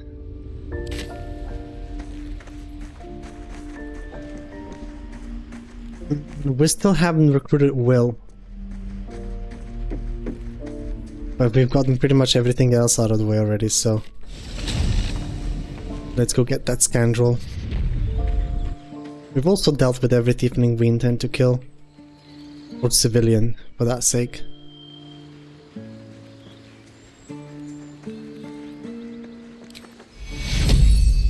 I wonder if there's any unique interaction over here.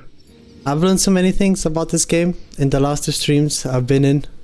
I know a lot about the mechanics, but when it comes to experience and when it's good to grab certain sources of it, I'm pretty new to it. Kinda just grab whenever I can. It's just mostly the order of things you do in. But Will take an exploration XP spot over here. If you ensure that he dies in the first fight, the door will also remain open, so that's nice and convenient. and you will lose attitude with him for killing innocents. So how I go get around that is I just leave him dead over here and deal with all of the innocents before I tackle him. Let's see if he'll get pissy at us because we're Karlach though. I've never done this before. Your face here, Karlach. Oh. Inside, if you're so keen to talk.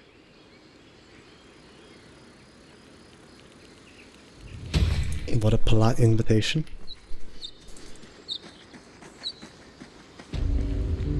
But yeah, it's mostly just down to early game pathing, you know, like I still try to improve my as much as I can, and mostly I got my steps down to level 4 while avoiding encounters and unnecessary fights as much as I can. So like I'll go out of my way to preserve XP that I can get higher later on.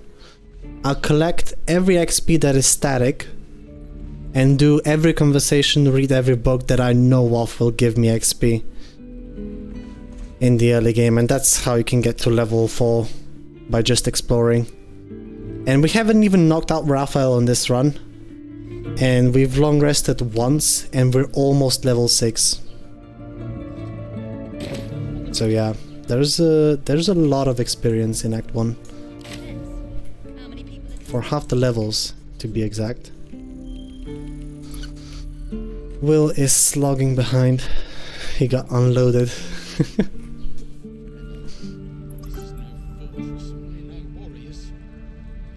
But yeah, like it would depend on from playthrough to a playthrough. Also your background and where inspos lie is kind of important to me.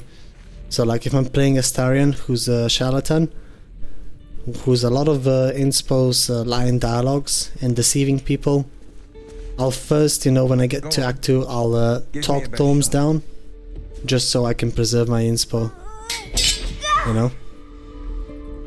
But when it comes to that topic, I really enjoy Sage, because sages, a lot of their inspiration points are from either succeeding religion arcana checks, or just by books lying in the overworld, which then in hand you can just put in a bag and put in your backpack, and it's such a convenient background, really, because you can have inspos at the ready whenever you need them. And normally on my Sage playthrough tab, I have about 6 books in my inventory, so like 6 inspos and 4 in the normal slot at the ready.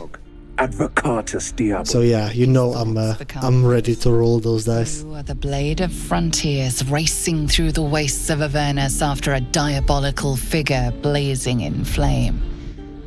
Racing after you.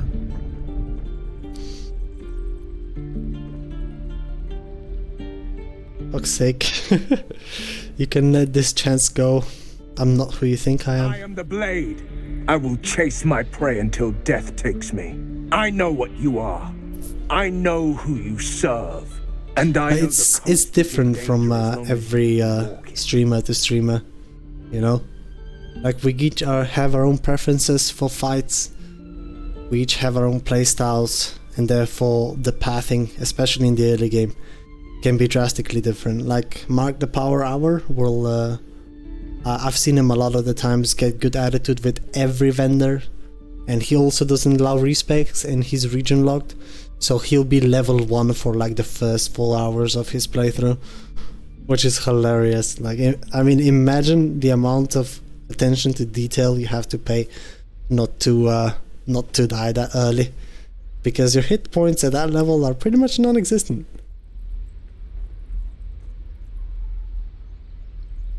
Hey Jay, how you doing? Gain their trust now and prime their souls for the reaping. I know the tricks. For the sake of these children, I'll stay my blade. Go and enjoy your breaths while you can still take them. Maybe. Trust me. I won't. Wouldn't you prefer it that way though? Should I bite? Wait, I just missed what he said. I'm the blade, I'll chase my prey, blah blah blah.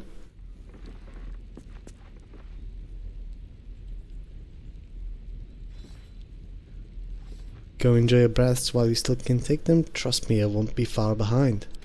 Can't keep the goblins. So he's coming to camp now, right? Or are we still not friends? I will find you, Karlach, and you will meet my blade. That's the way. We can take this outside right now if you want. Oh well. No XP in it. Where can we just get that little smidge? There's 30 over here. We can pull out Gale for another tidbit of XP. Yeah, let's go do that.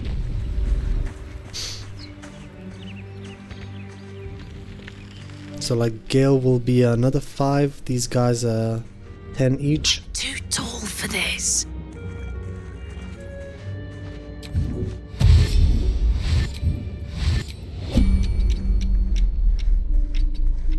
Doable. Very much doable.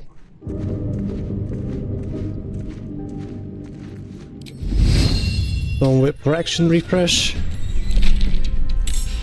Can't let these things escape the wreckage.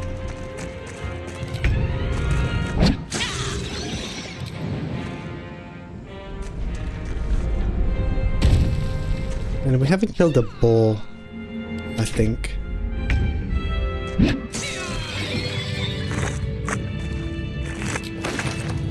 He's also worth another 3 XP.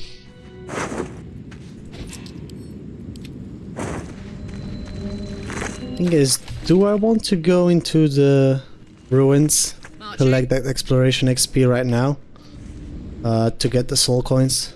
Or do I want to wait on that one? Not quite decided yet.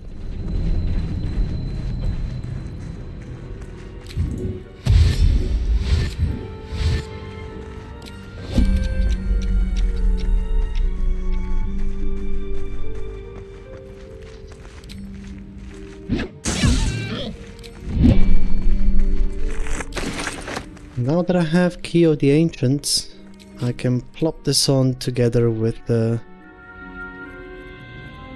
Explorer's Ring and Shapeshifter's Boon, of course. And we can have a bit better odds at succeeding the nature check for the extra speed pots.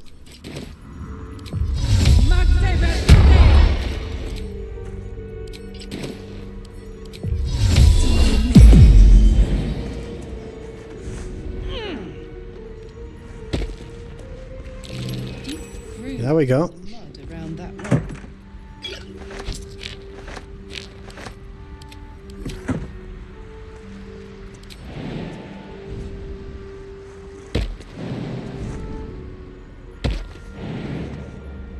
Let's go pull out Gale as well. That's another 5 XP that we can get. And then there's 3 goblins at the back of the goblin camp leading towards the entrance to the mountain pass. I can go fight those 3. They're quite far away enough from any drums to where I'm not concerned that the entirety of the goblin camp will turn hostile on me.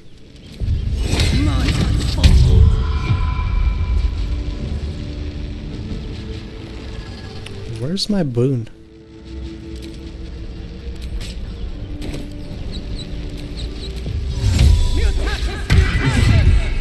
That's more like it. You approach the sigil on the stone. Magic. High five! Perhaps I should have clarified? A helping hand? Anyone? We get more from string. I'm just going to recruit him, but I'm not going to pull him out, but I'm not going to recruit him all the way. Say, but I know you, don't I? I can only assume It's hardly any of your business. you don't happen to be a cleric by any chance, do you? We're most certainly going to... No, thank you. Quite certain. Cheers, mate.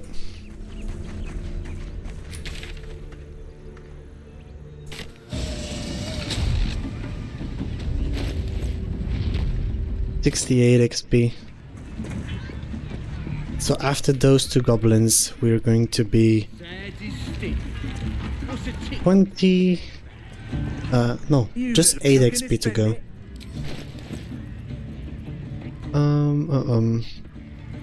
Can't use any of those.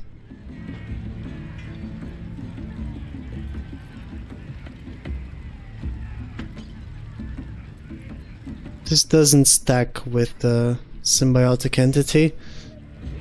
Do we want this for jump distance? Not really. We got enhanced sleep. Doomhammer is no-go. I don't need anything from this guy. Keep drinking. You lot spin. And these are the goblins I was talking about.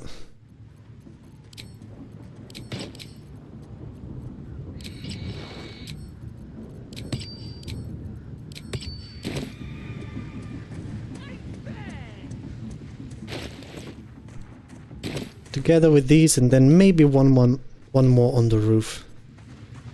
That should be it.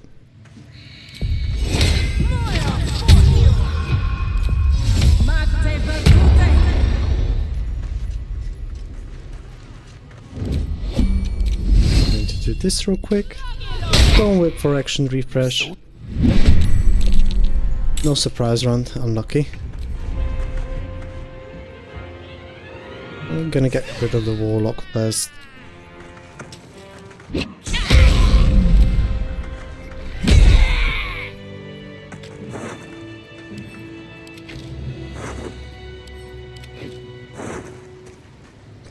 Those guys by the entrance do have drums, so I'm not gonna tackle those.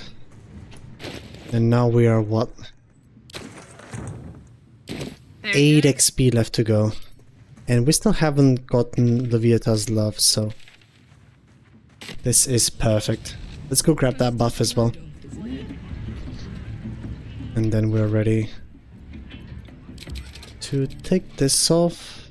I'm going to equip Baraloof for +1 to performance.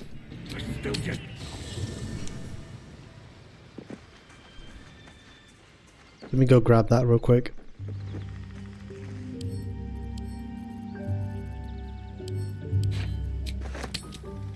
I'm gonna use this sword outside of combat, of course.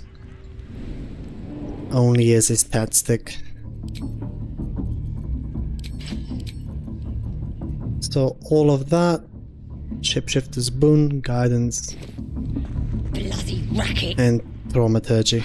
Oh, come on now. For advantage on performance checks.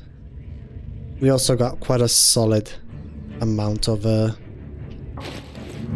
HP, so he won't kill us on accident.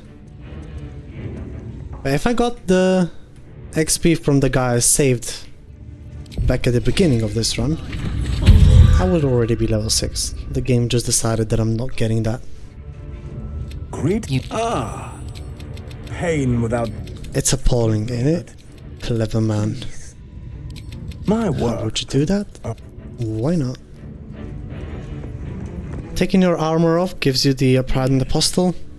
Gives you +4 to performance and intimidation checks. We're going for performance. The pain you suffer will cleanse you. Do not fight it. Okay, bonuses, Sunday.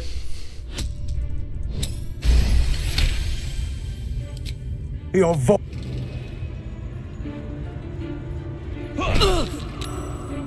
pain is proof that we live.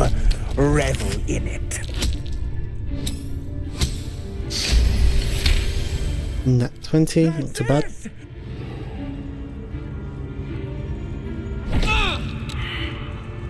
You are doing so well.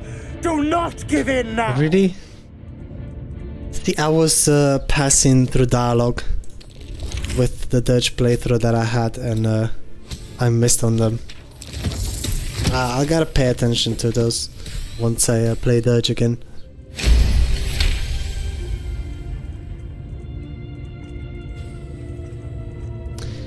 Yeah, it does say of something about feeling disgusted and Baal being angry with you. Know a little bit about that, but not these exact lines. I've never read them. You bore the pain like a true believer. Although it seems like they aren't that specific, I could have sworn. I know Barbarian gets very good intimidation checks. Because it's just like the first one is more, second one is more, and the third one is more. It's like, we need like this specifically. I would want voice acted because I think it'd be hilarious. Thank you, I enjoyed myself. No. Alright, we got the blessing. Laviesa's love. Pain is the path to clarity. When you have 30 hit points or less, you have +2 to attack rolls and wisdom saving throws. The penance thing too. What? Get in there. We might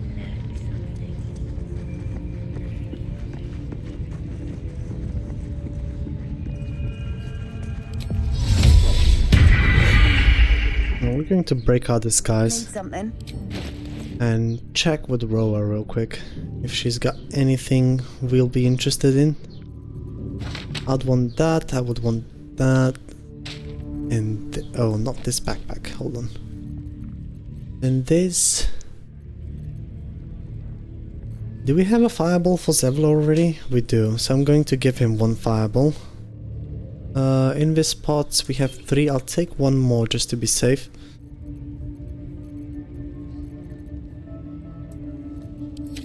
And I'd want to stash black tentacles for later.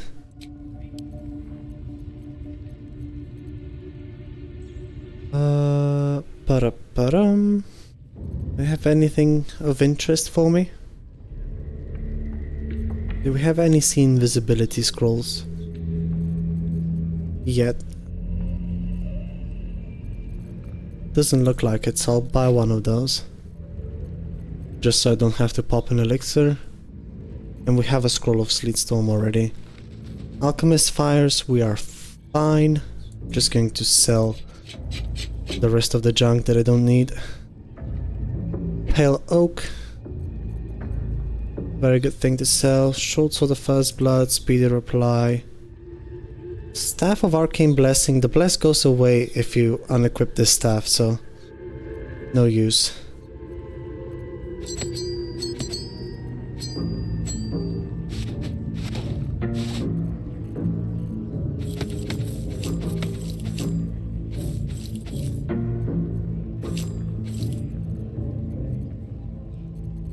Berserk intimidation checks are hilarious. They usually are way higher DCs than the others, but being able to grunt and roar your way through something is awesome. Yeah, Karlach gets those by default. One would expect that they would be also a voice line for her, since so many things are already. Alright, let's sell all of this stuff. Can't sell the iron. Can't forget about that.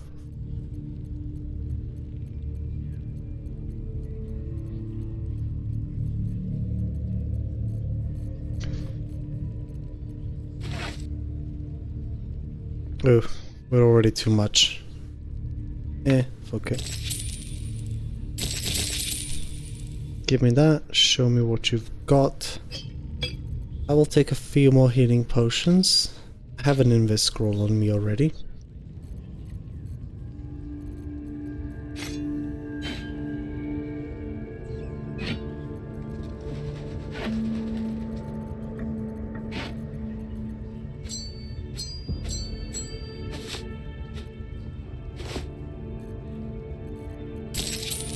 There we go. Smash all of the trash away. Pleasure.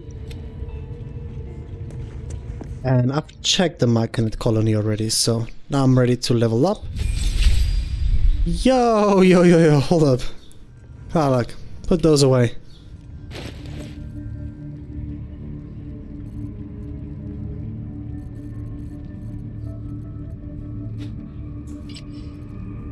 at least put this back on, I guess.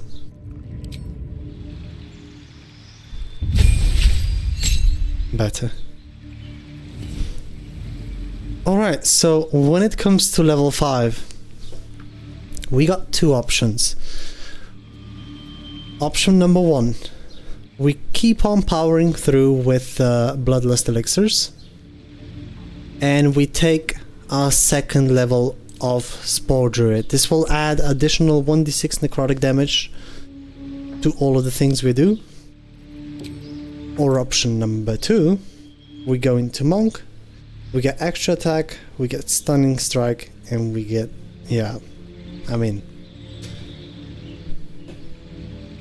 it's you can't even compete. It's always Monk level 5. They just get so many things.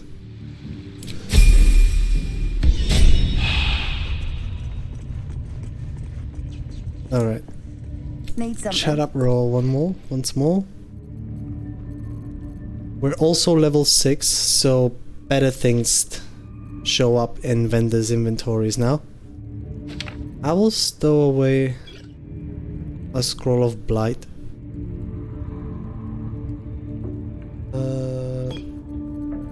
If I do Magic Weapon... No, never mind. Let's stash this away, remove Curse. I will stash these two away as well.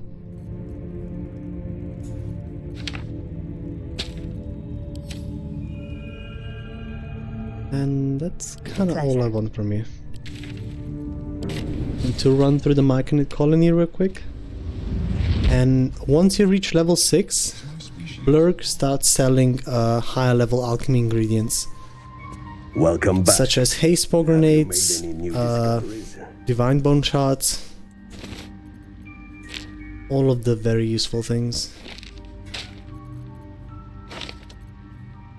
Alright, Mel's first staff, I don't need that. I do have one scroll of Glyph of Warding. So I'm going to buy these two. Thank you. I greet you, son child. Need to stash these bulbs away.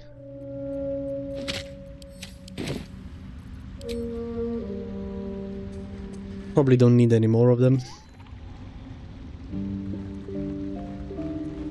And I'm just getting everything out of the way.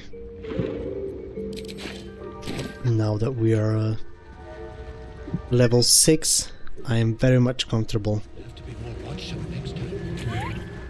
Level 6 also gives greater invis? Yes, that is correct. Will be from no vendors. point in lingering now I've got the noble stock. And also better elixirs. So Hooked Cord Tusk, Wings, Kirin Hair, Frost Salamander Tongues. It's not that we can use them, just very rare to see.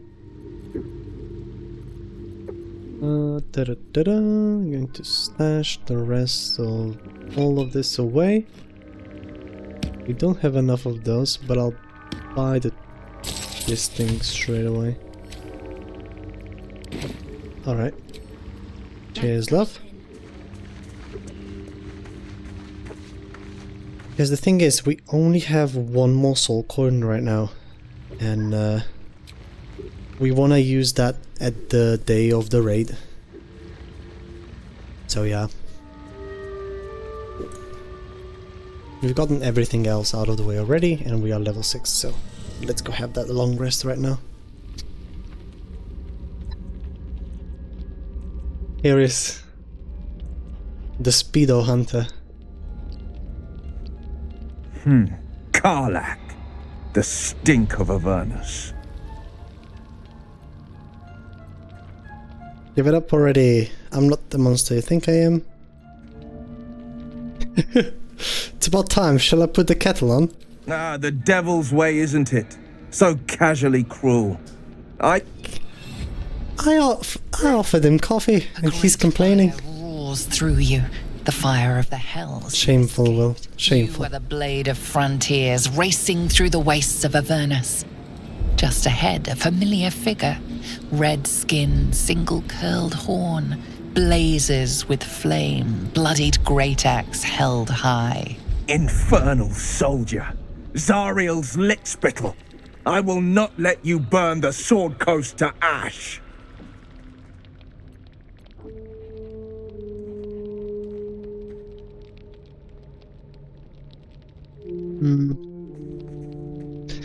I mean, if there's a Karlach voice line and it's got a curse word in it, just gotta take it. It's like it's theoretically the most canon thing she would say. I've heard enough. He sees through your eyes. You slice through one devil after another, Zariel's servants, as your eyes dart around, seeking escape. The man shudders with your desperation and sees the naked truth. You are a victim of the Blood War, not an agent of it. By Baldrin's helm, No! I will not be tricked!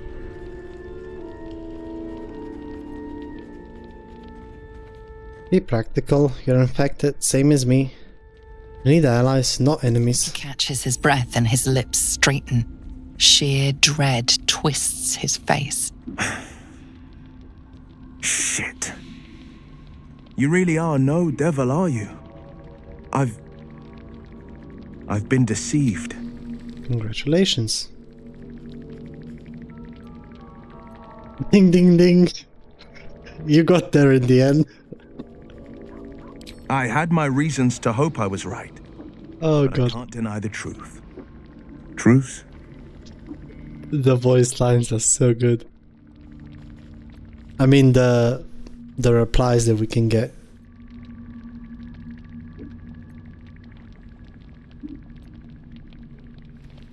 How about teammates? Find a cure for these parasites, smash some skulls together. I've not grown any tentacles yet, thank Baldrin. But luck won't be on our side forever. You seem like a good crew. Yes, you have my blade. Not to mention 1,000 sorries. I see the good in you, Karlach. I promise not to lose sight of it, even when the hells burn hottest. The famous Blade of Frontiers in the flesh. Clever, this hero act you've got going. Hero, Blade, names strangers gave me. My Excellent. If we ever become friends, I'll know what to call you.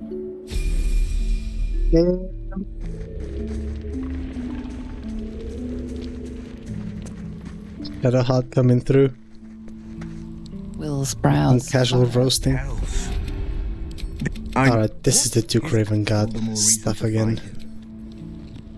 Let's get you out of my party. The goblins still infest the... Are you sure? Yes. And now we say goodbye to our soul coin. Thing is, Mizora will still come to our camp. She has to. That's gonna happen on the next long rest. Unfortunately, we can't get Raphael there at the same time. That's unlucky. Just gonna do a full rest.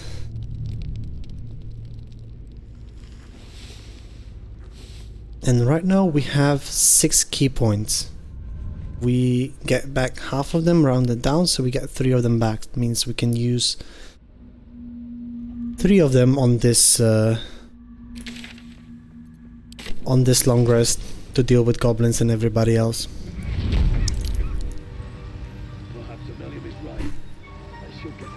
Just to keep my resource management at the ready. Alright, put this back. Welcome back. Have you made any new discoveries? See? Eagle feathers, hyena ears. All very nice stuff, actually. I'll have it all.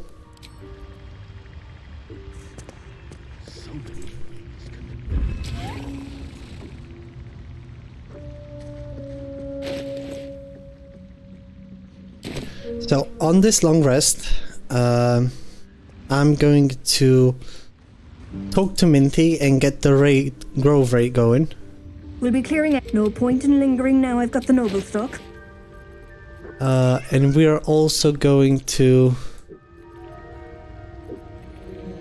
Hold on a minute.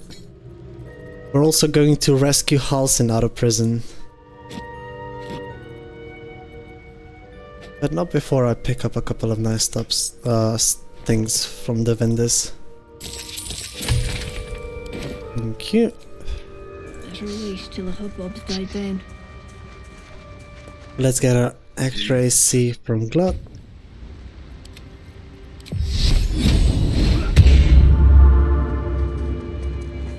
Park her down there because sometimes the Myconids will turn hostile towards her for no reason and slaughter her, and there's no reliable way of bringing her back to life.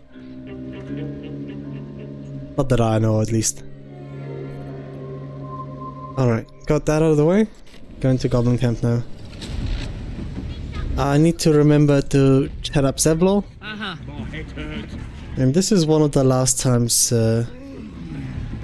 last few times that we get to chat up Roa. So we want to make sure that we buy everything off of her that we would want. I need to put one of these bottles in my inventory and send the rest to camp. That one's for restoring my key points.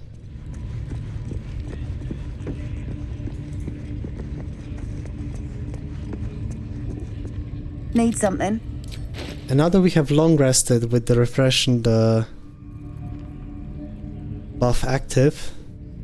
Oh, forgot about summon scrolls. Do we have create undead? No, but we can get one create elemental. And also take a remove curse scroll. Yeah, good enough. Alright, Pleasure. so grab this off of you. We're not gonna have a Skelly, but that's okay. Now, out of the goblins that leave with Minty for the Grove Raid is the one archer and one booyak that is over here. Rogza, that is the one patrolling. There's also another archer going from this room and walking about this place. All of these goblins need to die before I send Minty off to raid the Grove. There's also these three guys that leave with her for the Grove Raid. And then the next three on the menu are these two bosses. One that is talking to Minty and one that is complaining over here. So I'm just going to carry these two guys away so we have some space to work with.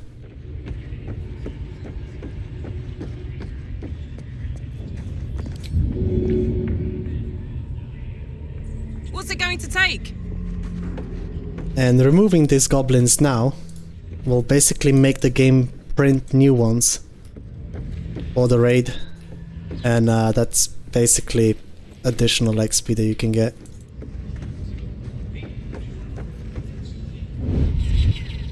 No, was too quick. I want to wait around a little bit just so the scrying guy will piss off and I can toss this guy into the chasm.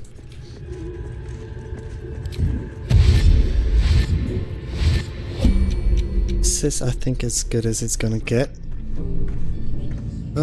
Too close. I'll let it get too close. I'm gonna have to wait for it to cross one more time.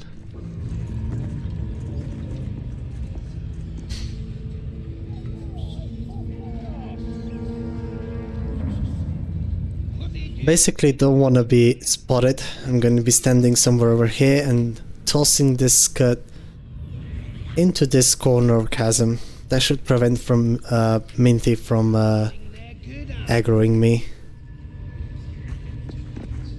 That's basically the plan.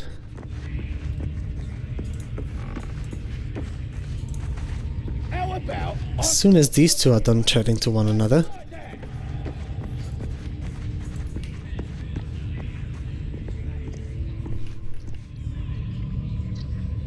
Come on, get moving. But yeah, the only other that they need to be tended to are these 3 archers. They also leave with Minty for the grove rate. Why is this crying guy not moving? Like, come on. Bloody hell's what? Leave me alone!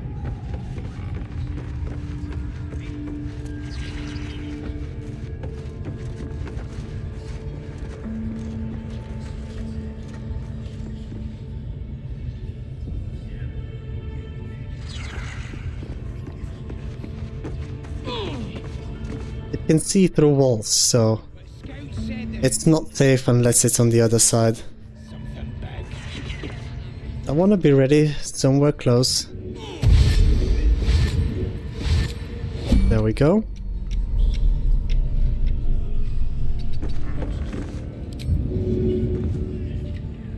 It should be close enough. And now if I toss him right over here.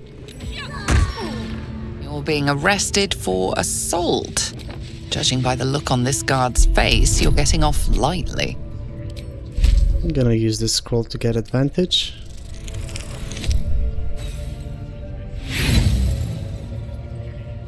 No advantage. Usually, this is the point where the... It should be no problem. Alright. We got the harder part of it out of the way.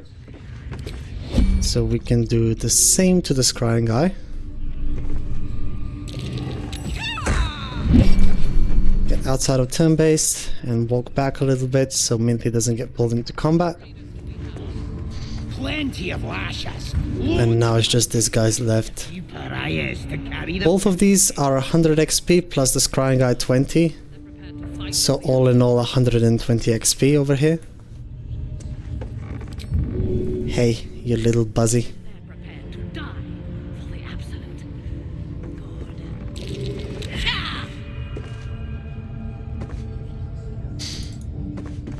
I just want to make sure that I'm standing as far away from Minty as I can, and throwing also. There we go. Now we do give up on their loot that they drop, but there's nothing amazing.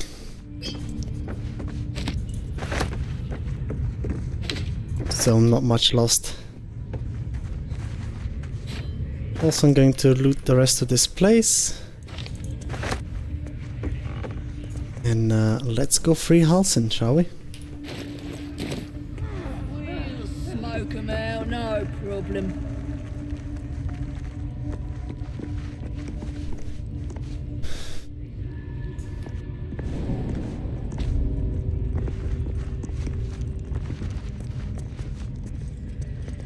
Alright, so when it comes to breaking Halsin out of prison, you don't need to do the cutscene that happens over here, and in this cutscene, Brawler Burka dies. So we want to start combat without Wish I got a turn there. without her getting into it. So what I'm going to try and do is I'm going to dash real quick. I'm gonna try and pull her out. There we go. We even got the surprise round, and now all we want to make sure is that Burka dies before Halsin breaks the cage down. So she's first on the list. I'm gonna let kids escape because they're the ones that are going to get the archers into this fight as well from outside, thus avoiding the drum that is right next to them.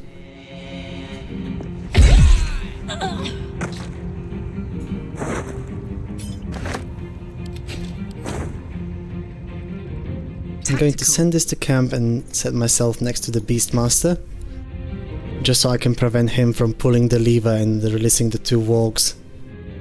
Can help space out the fight a little bit more.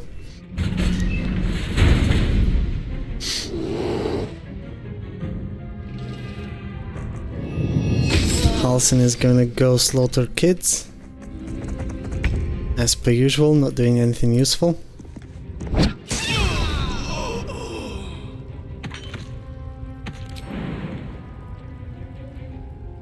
That's it.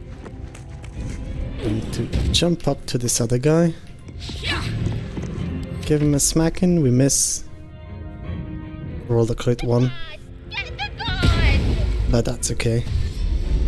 He's going to disengage. But Halsin shouldn't be able to catch up with that kid.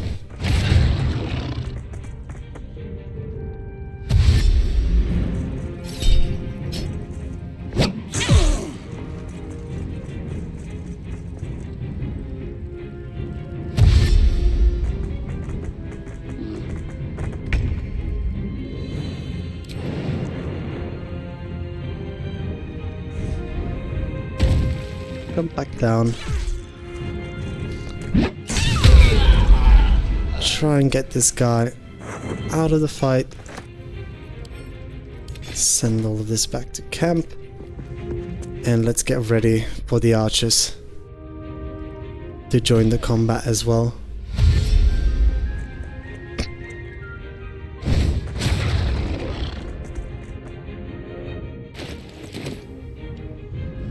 Halsin will now go and deal with the other two wargs. No, never mind, he's going after the archers. It's okay.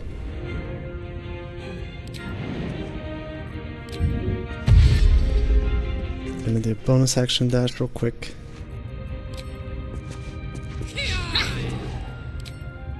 And start killing these guys off.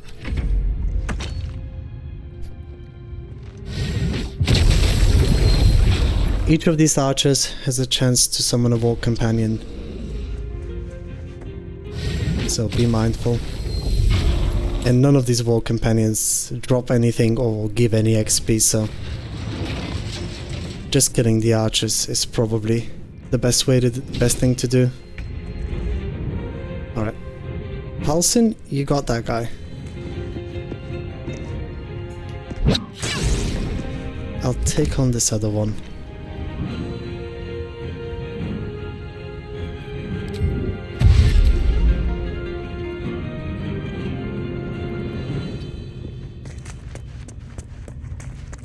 Oh, never mind. There we go.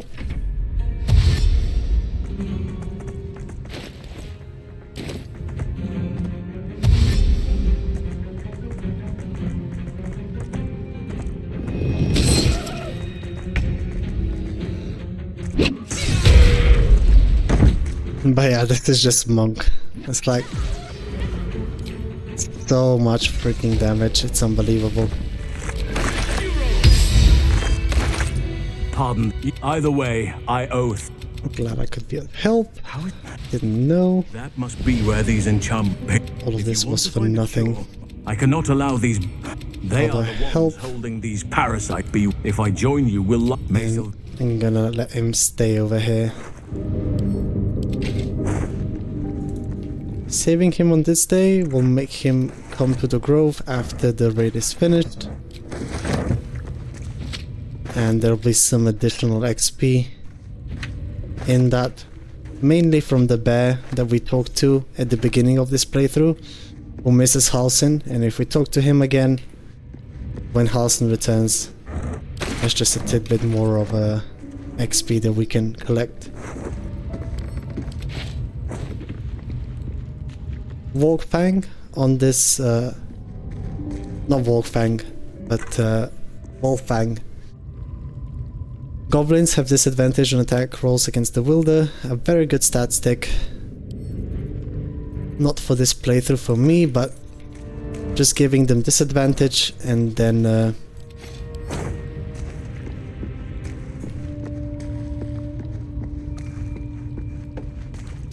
giving them disadvantage on attack rolls against you, and being transformed into a smaller race is a very good defensive layer to have against goblins, because small race, no fury of the small procs on you, so taking less damage, and the dagger, they have disadvantage, so it reduces the chance for them to hit.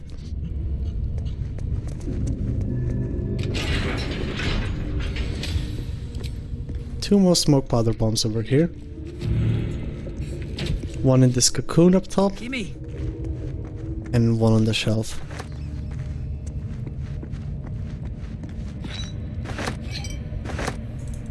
Alright. With all of that done, we have already talked to Roa. This is our last opportunity to do so.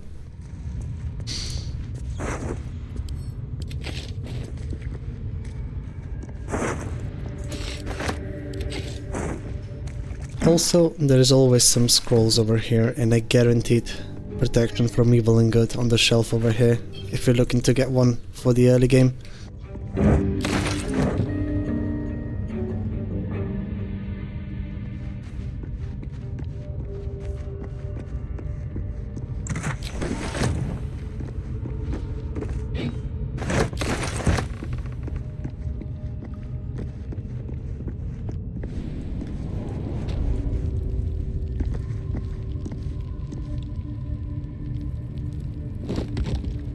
There's also some stuff on the skeleton here.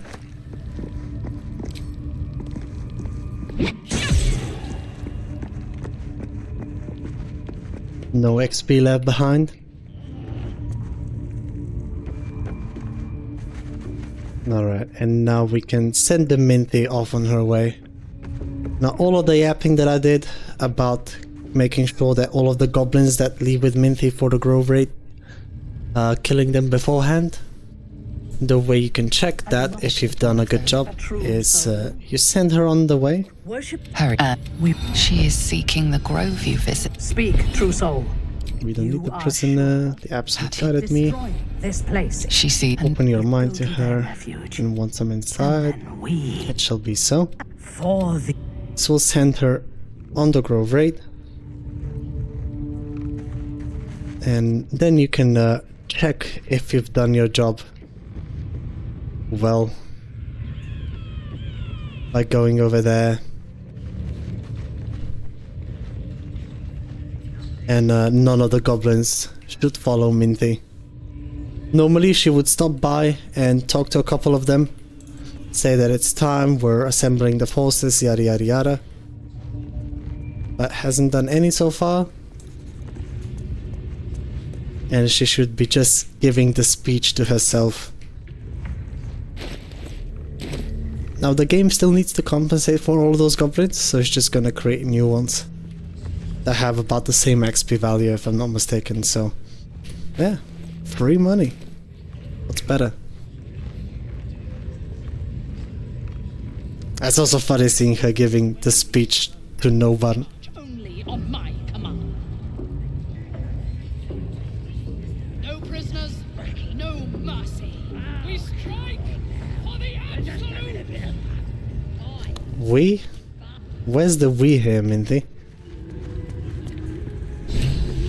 There we go. Journal updated.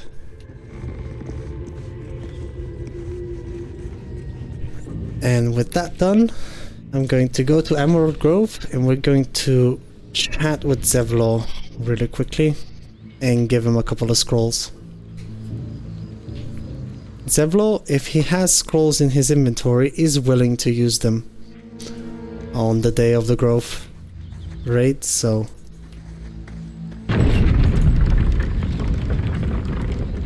you can get some you can give him some nice scrolls like Fireball or Wall of Fire, Burning Hands, Ice Storm, yada yada. He will use all of them during the combat, and there's a few ways you can do that. One of them is while he has a dialogue with you where you still need to make some choices. There will be a trade option to do and you can just give him the scrolls, or alternatively you can also reverse pickpocket them to him. Yes? But I'm just gonna give him this. So Ice Storm, have at it. Had a Fireball, where is it? There we go. I'm going to keep Glyph of Warding. You can have Mel's Acid Arrow. Do we have any Burning Hands? No. Scorching Ray. It's an attack roll, so I'm not too happy with that one. Alright, I think this is good enough. I'm going to barter this away.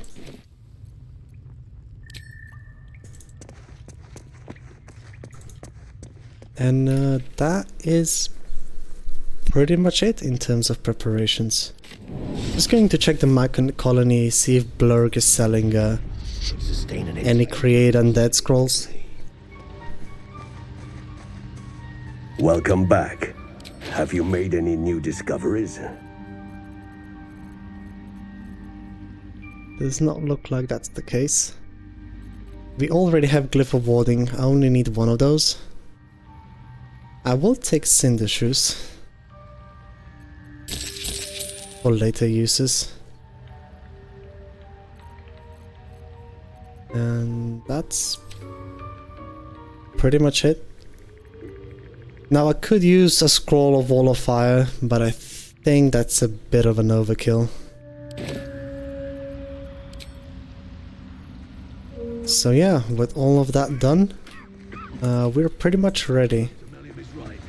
There's one little thing that I'm going to do is the dead Myconids in the area, past level 6, have a chance to drop haste balls. So I'm going to check if I can squeeze a few of them out of the bodies in the area.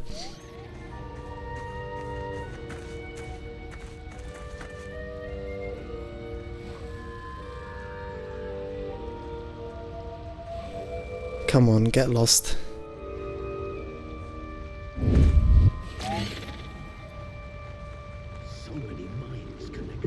Hey yo Malak, how you doing? We're just getting ready to raid the grove. No haste balls on this one. And there's one more over here. While I'm at it.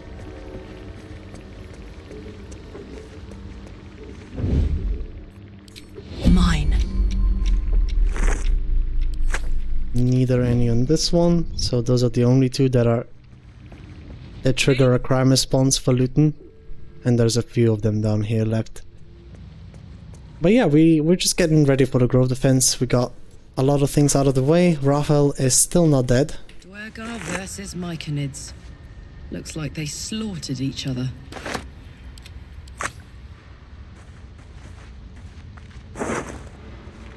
Lost Merkel fight? You mean for Disciple of Nimbus? Funny. No, we've got all the way to Gortash. Like, we were literally 2 fights away from finishing the run on that playthrough. But I got sloppy and I messed up the Gortash fight. Got caught going second and Gortash basically just one-shotted me almost. You need that Myconids for the grove fight? No, Malak. Once you get past level 6, these Myconids can drop haste balls.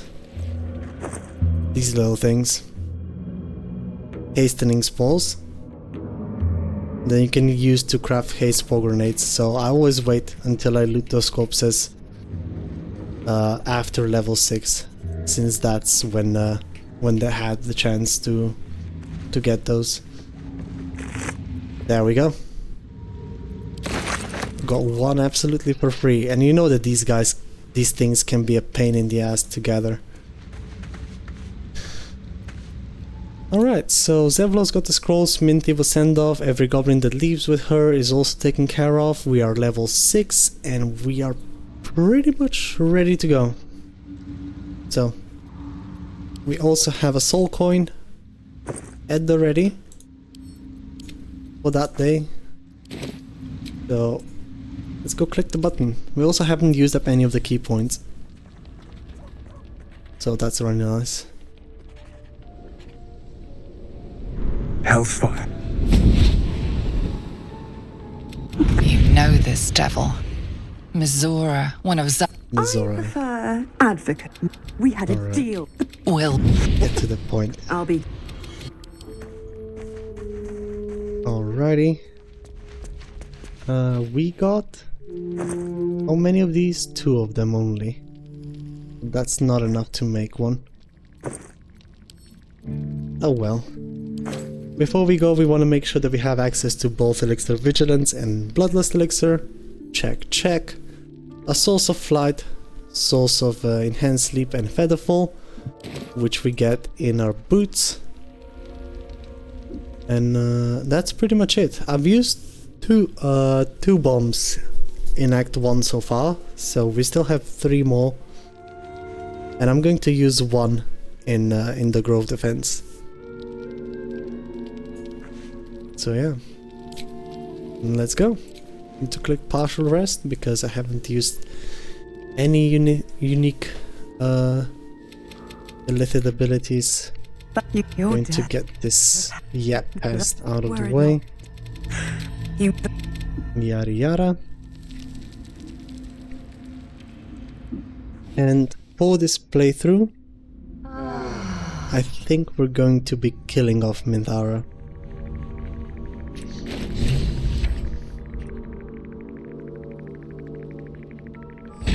We have a few grease bottles,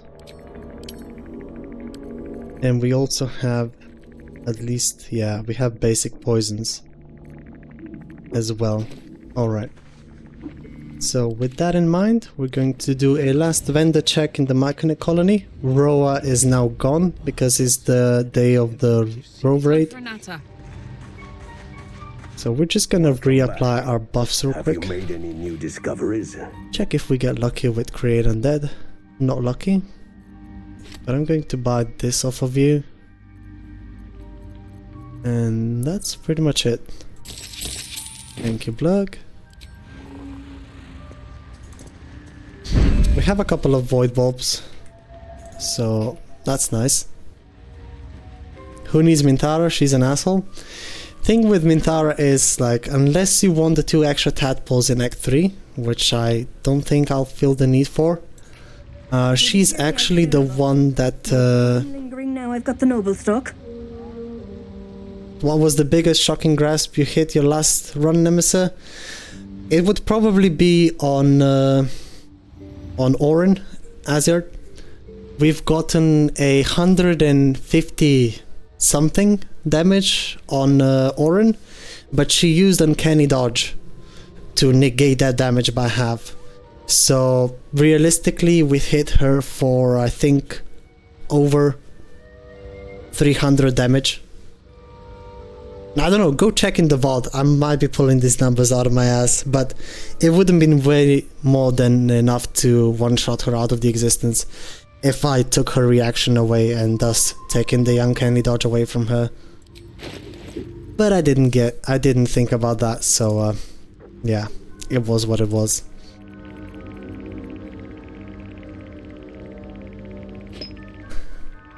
So we're going to actually buy 1 purple worm.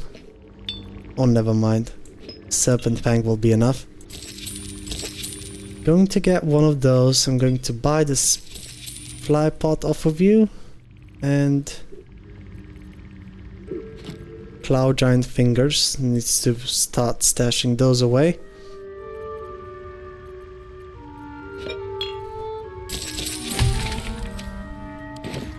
Alright, we got the salts. Let's go. I saw the one shot on the Lorokin.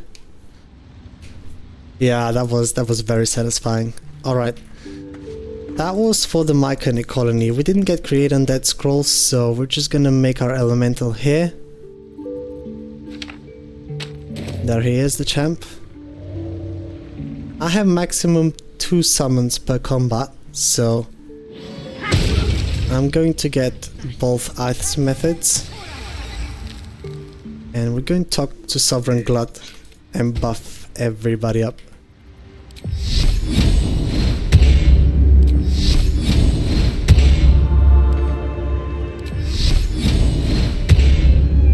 There we go. Give everybody AC.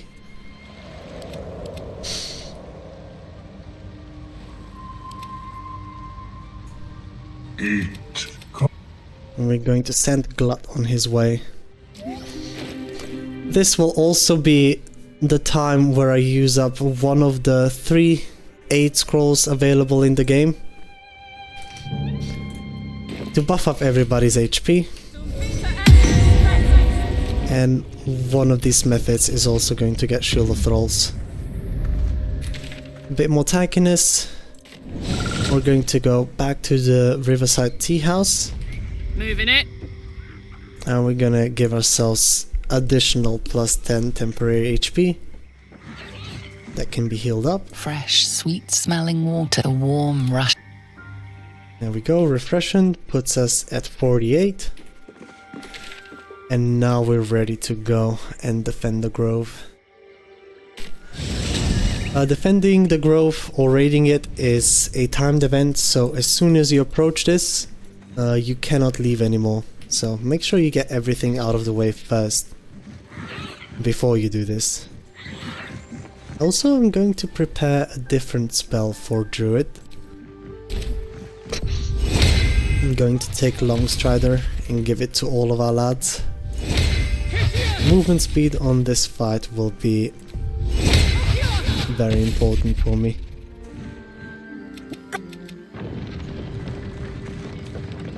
Alrighty.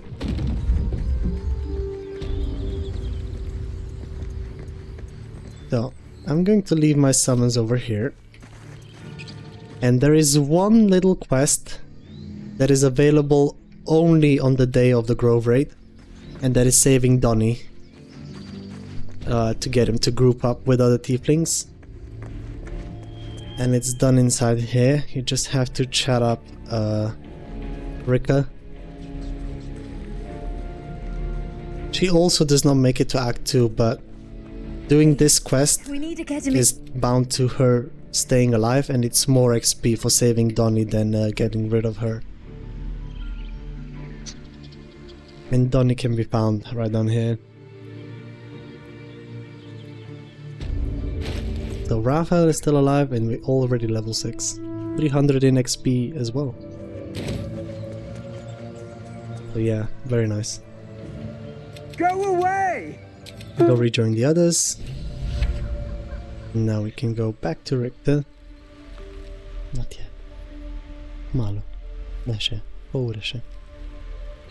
Now we can go back to Richter. And get our XP real quick.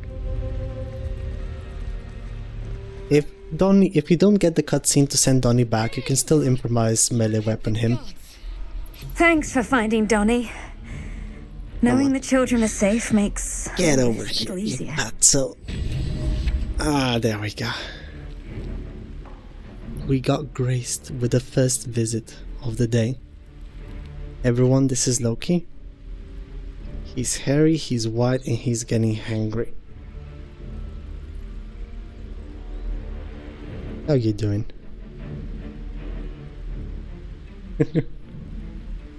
Sorry, can't play. My hands are tied.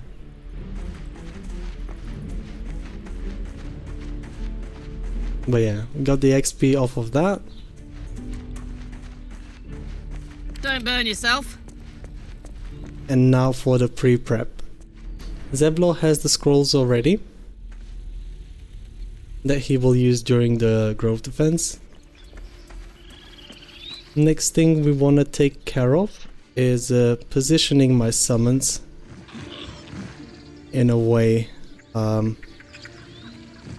where I want them.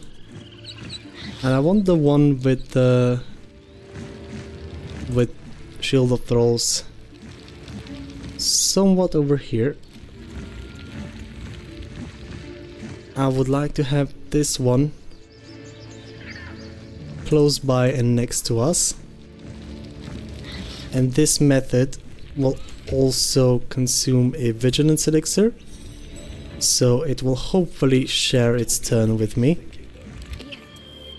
We ourselves are taking the other one. Bye bye. Saddle up.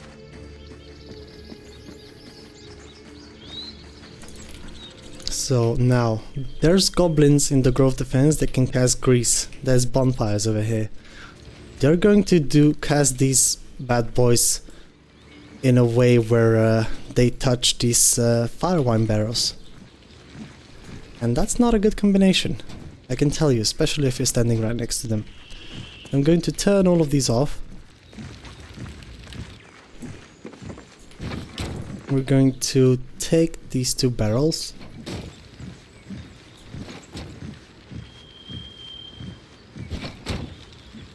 Stack them up. And we're going to place them in tandem with this one. Next to this fire wine barrel over here.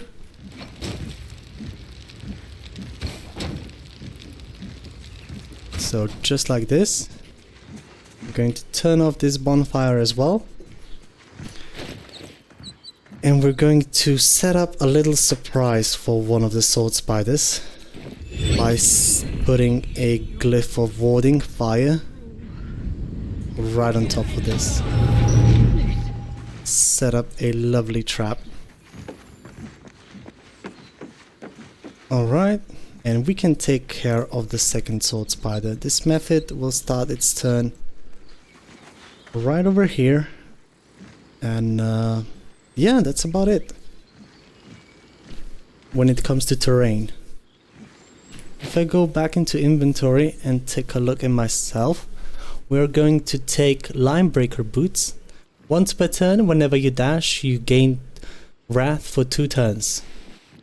What this thing does, what Wrath does, is it adds base damage, plus 1 damage per turn of Wrath remaining, up to 7 stacks, to all of your melee attacks.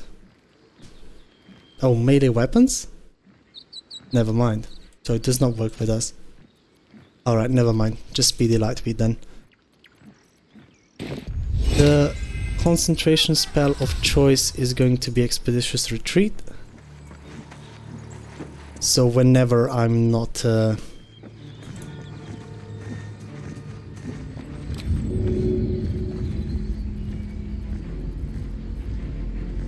whenever I'm not attacking an enemy. Almost fucked my honor run. Haha. I wish I did your trap strat. I got that off of the BJ Quack and it's super deadly. 4 fire wine barrels that only explode once the enemy gets closer. Quite deadly. And we're going to take our Serpent Fang. What next? And we're going to throw it. Hold on.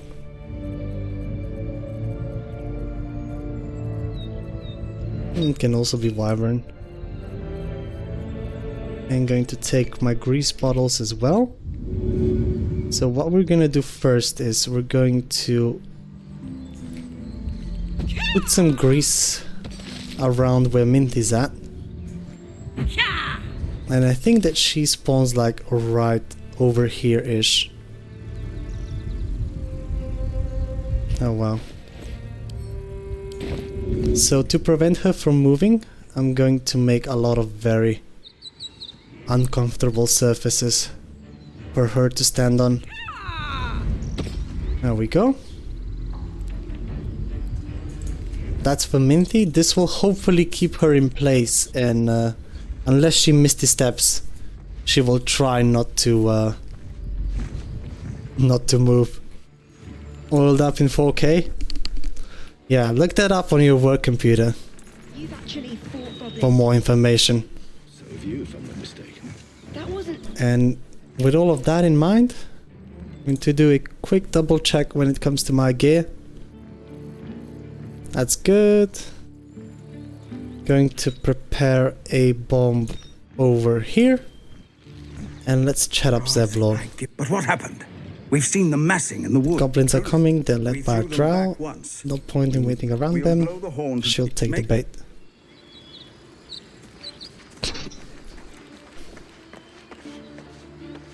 When you cast Grace for Warding, it triggers hostility. Yeah, you want to be careful that you don't piss anyone off accidentally. Alright, so outside of that,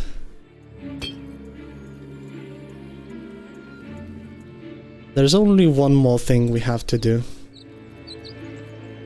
and that is to cast Featherfall, Potion of Glorious Vaulting, and we're ready to go.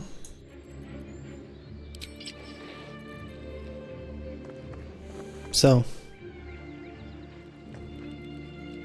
we have a Vigilance Elixir, yes. We're going to do Featherfall, this thing, swap back for Speedy Light Feet. 1, 2, and 3, and we're going. This is it. I know these. A splinter. Up now, slit his throat. No, this grove is under my protection. I should have consumed the speed pot as well.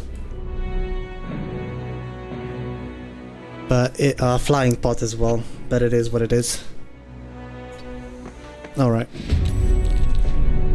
This guy did not get pulled into combat, and I'm offended by that fact. Alright, so what I'm going to do first is we're going to take a haste ball grenade. I'm going to split this bad boy up. I'm going to chuck it next to the method. Right over here. I don't need it on Zevlo. We're going to punch this once. And I'm going to use one of my 3 bombs remaining and chuck it right down here. Now, this spider being here is super lucky on my part, but it's mostly to get all of these barrels to blow up so the ogre does not throw goblins at our face.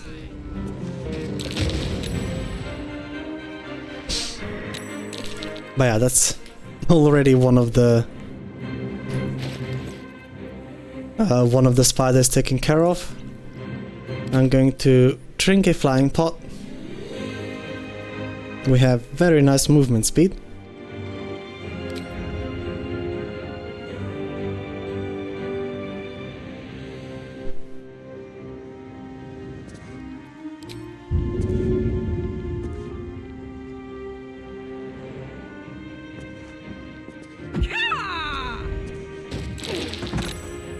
And we're just going to group these guys all together for Zevlo and get ready.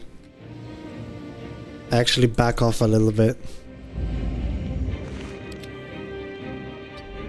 Our method, that's this, so they can start taking away the sappers.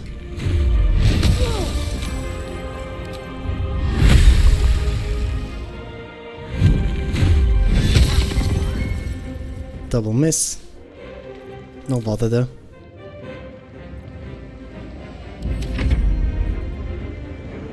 And now we watch the big explosion. Okay, this spider decided to go the other way. We just got outplayed.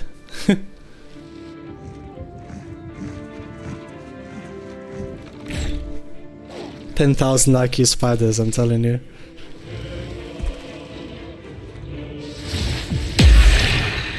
There is a ray of sickness from him. Minthy is not going anywhere. Oh, never mind. She did go to bless. Oh well.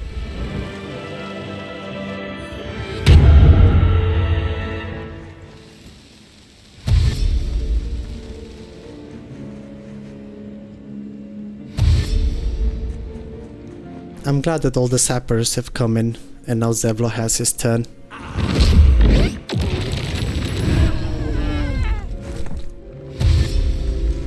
Nice job.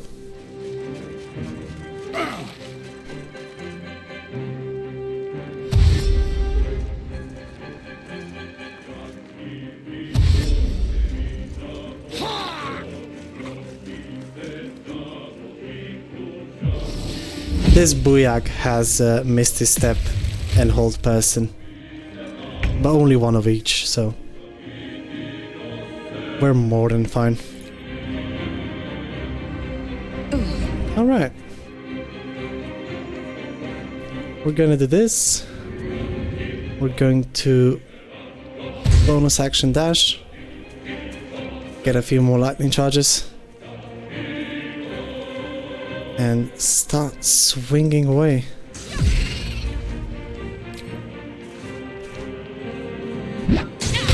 Make sure Call the Weak is on.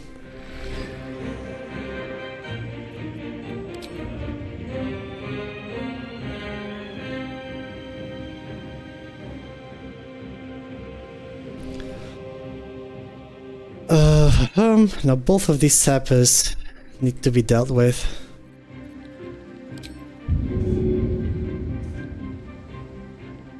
I'm gonna get one alchemist fire down here. They should take care of that one. There we go.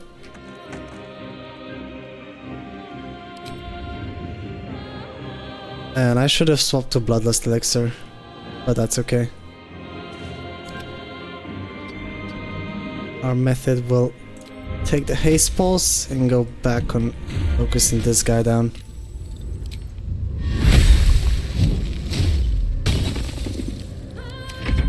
Double crit miss. We have one more turn of haste pulse, so just gonna wait over here for now.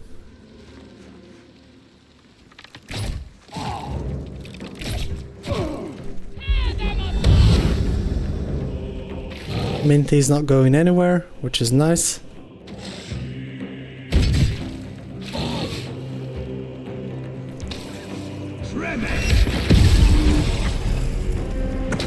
Zevlo is casting his spells, which is very nice.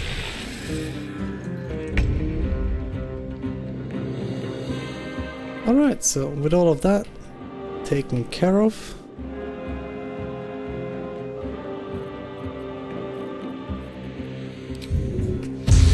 going to bonus action dash, take my haste spore grenades, and start killing some stuff, shall we?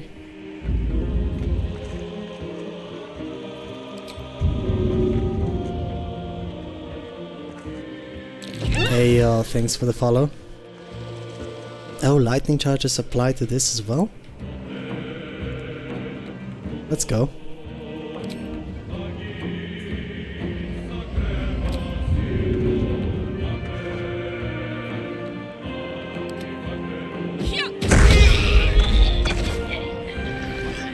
Use that to blow him up. We got a proc now, so both Elegis and Asherak are worth XP, mind you, so make sure to grab them while the fight is still going on. Both of them will not make it. Yo, Callie dropped us up, Jesus Christ. Thank you so much. By the way, welcome in. We're just doing Grove Defense. We're doing Barefist Karlach. Since we're back, let's go.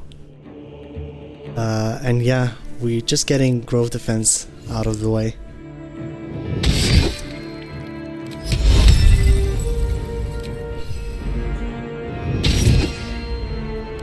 Didn't even check. I was about to pass this up for a sub. Damn. Still got the first badge, still there. It's quite some time ago now. Alright. Tessa turns up on you. And now we still gotta take out Asherak before we go and take on Minty. Minty is going to fall in this playthrough. I want her boots, I want her parasite. And it's just more XP. Although, there's an argument to be made. How many things do I want from Moonrise and how soon do I want them? I probably want them very soon. So, probably the better thing to do right now would be to knock her out. Because there's then still more XP in... there's more XP in saving her. And that way we can get to Moonrise earlier. Yeah, I need gear from there, so Minty's staying alive.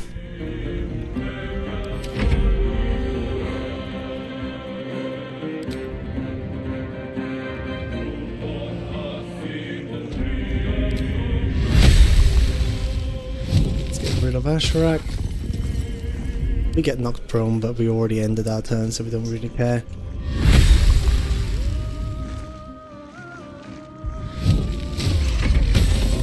There we go.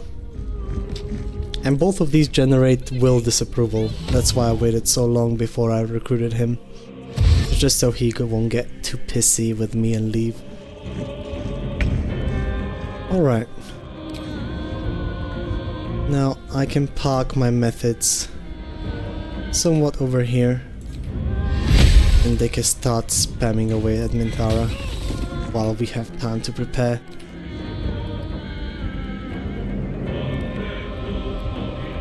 I'm going to use my Luck of the Far Realms, and we also gotta consume the soul coin.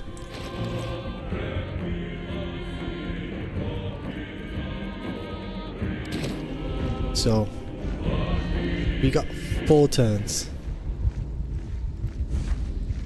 Going to jump off of that, not to roll the dex roll.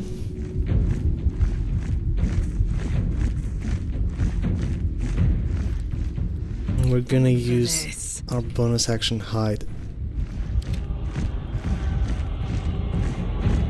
And your turn. Get you next over here. Start chipping away at Minthara. Can't remember where I did the grow defense last time. I avoided it on my challenge runs.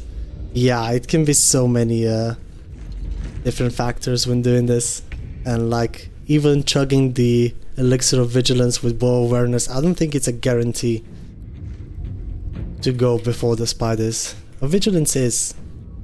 I usually only did that on... I still have the memories from Barbarian doing it. So we're gonna make sure that we remain hidden. But yeah, if you want to use another elixir and still need your bonus action to do something, then I can definitely imagine that being an annoying thing to have to take into account. But yeah, I have memories from Barbarian, and the first bonus action is usually want to be spent raging. Under their noses.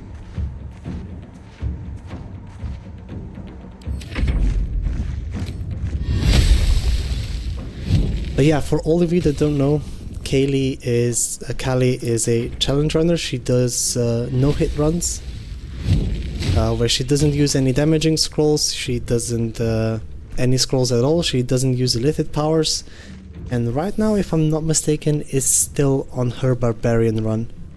She already did that with Wizard and Rogue, and she plays on a mod where she only has 1 HP, so if she gets hit, she resets. So for any of you that don't know about her yet, make sure to go and check her out. A lot of technical knowledge to be gained about the game over there, and good vibes, of course.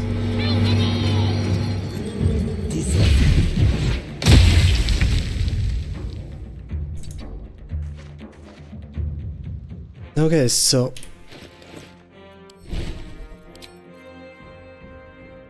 we don't have Luck of the Far Realms, so our hit will at minimum do 9 damage. So we gotta get Minthy to 9 HP.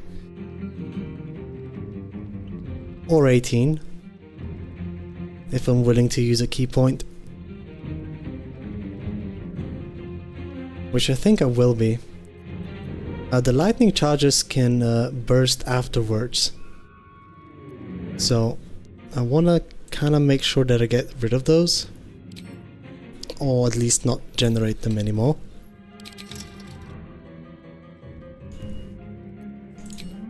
I'm taking this off, I'm putting the Whispering Promise on, so we have another 1d4 to our attack rolls.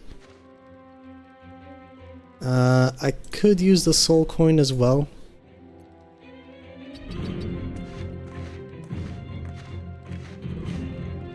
Yeah, and that does work with the knockout mechanics, so since I haven't done this yet, might as well do it now.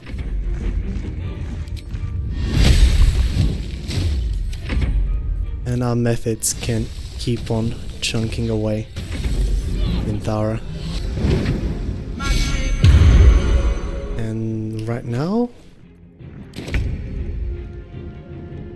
the Barbarian proves to be the hardest so far, but it's probably just me not relying on throwing only.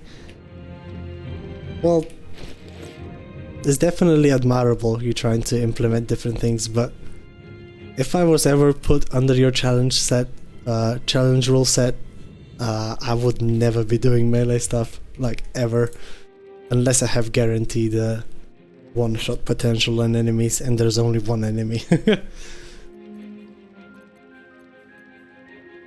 Alright, so with this we are brought to minimum 11 damage without a crit. Still probably just going to use an unarmored attack.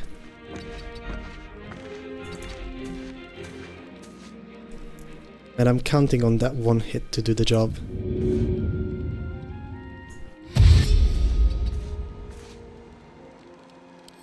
So we're just gonna keep on sneaking up and chunk Minty down into a point where we can reliably knock her out.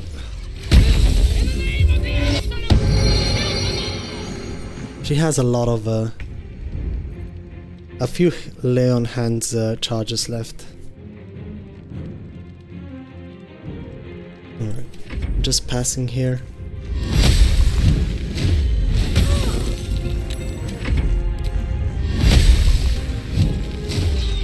Zevlor doesn't appear to be doing anything, so I'm completely fine with that. I'm just gonna try and chunk her down. Chromatic Orb can do a maximum of 48, so 4 times 8, that's 32 HP. So 32 is probably when we wanna stop chugging these things at her.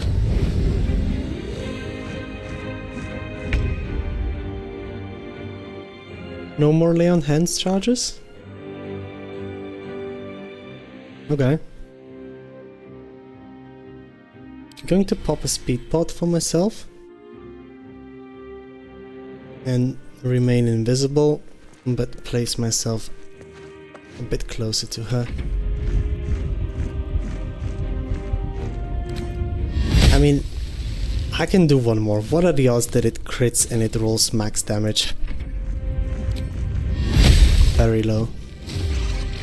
So I'm just willing to take the risk. Alright, 22. Melee was fun so far. I haven't caught most of your streams yet. Mostly because you do them so late in the day. And I'm usually out by that time or out cold. But yeah, I'll definitely go back to the VODs. Alright. 22 HP. 3 attacks. Can we do it? Numero 1 and numero 2. And that is it. We got access to Boots of Striding, immunity to getting prone, and the rest I'm not interested in right now. At least not on this playthrough. One is advantage on maintaining concentration, and the second one is Fairy Fire on a whenever you miss an enemy.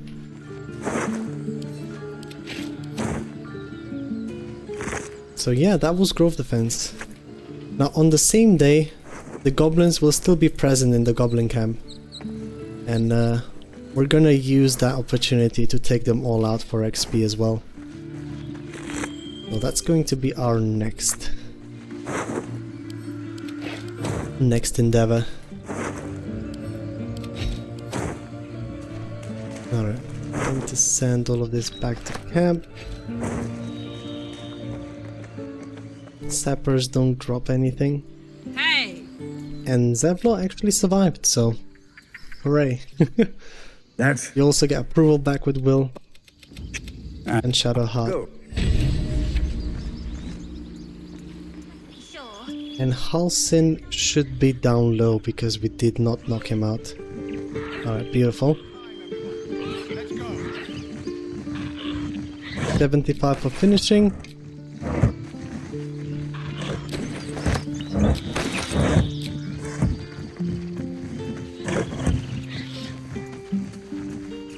And there's a bit more XP I want to grab. That we set up the situation to do so. And since we didn't kill Koga, Halsin will come down here and start arguing with her. So we can have that little, we can join in that little chat, drag some more XP out of that.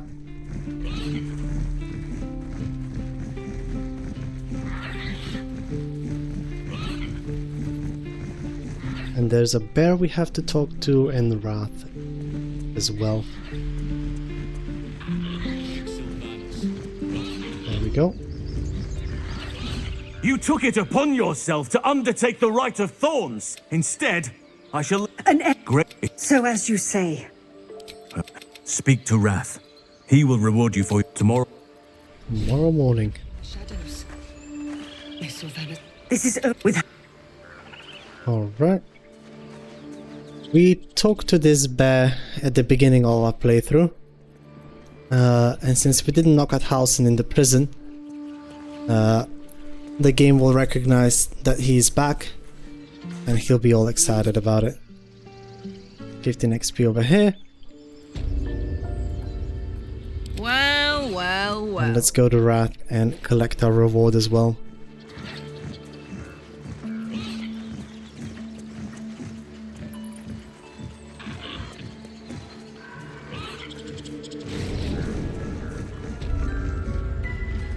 How far did you get on your melee run, Kelly? You done it. What enemies are we talking about? The last time I was there, I was on your stream, you were in the Zentrum hideout.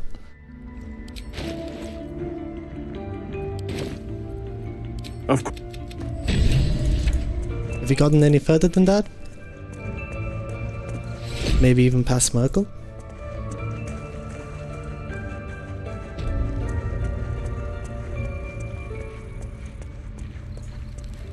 Well, I can't imagine Merkel in melee without taking damage. That must be a nightmare. I don't think she's doing a melee run only, but she's implementing melee stuff into it, so she's getting close to enemies and I don't know, maybe risking opportunity attacks? Sometimes? Maybe not. I don't know. I'd have to stop by and see for myself. Well. What have we here? But yeah, tidbit of XP over here.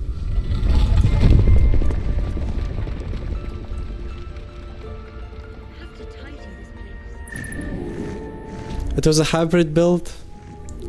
I do throw too. I was level 6 in Grimforge. Miscalculated on an ooze. Oh damn.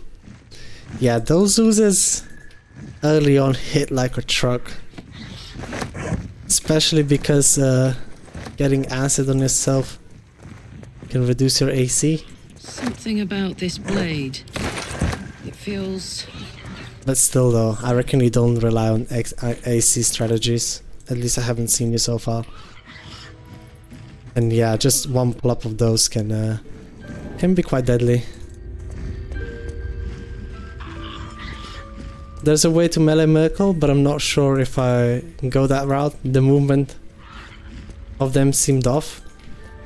But for the oozes, I believe you can somewhat cheese the fight by standing above them where the Maragon is. I reckon you were down with them. Alright, that's it for the XP out of the grove. They shouldn't have been able to get an angle. Damn. Unlucky. Alright. So, on that note, that is all of the XP gotten from completing quests out of here concluded. and we are ready to go and take on the goblin camp afterwards. Where the hell did I lose my expeditious retreat concentration? I don't remember anymore. But yeah, on this note, it is getting a bit late for me, so, and my cats are quite hangry, so it is a good time for me to go and grab some lunch. I'm going to leave you guys with some words on stream, and we'll see each other in about 30 to 45 minutes or so. But until then, thank you all for watching, and I'll see you in a bit.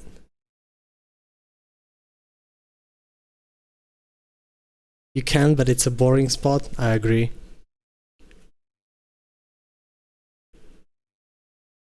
Alright. This thing is set on autopilot, so new rounds should restart every 45 seconds. I still haven't been able to connect the chat command for you guys to be able to reset it, but I'm working on that, so there'll be a bit less waiting time.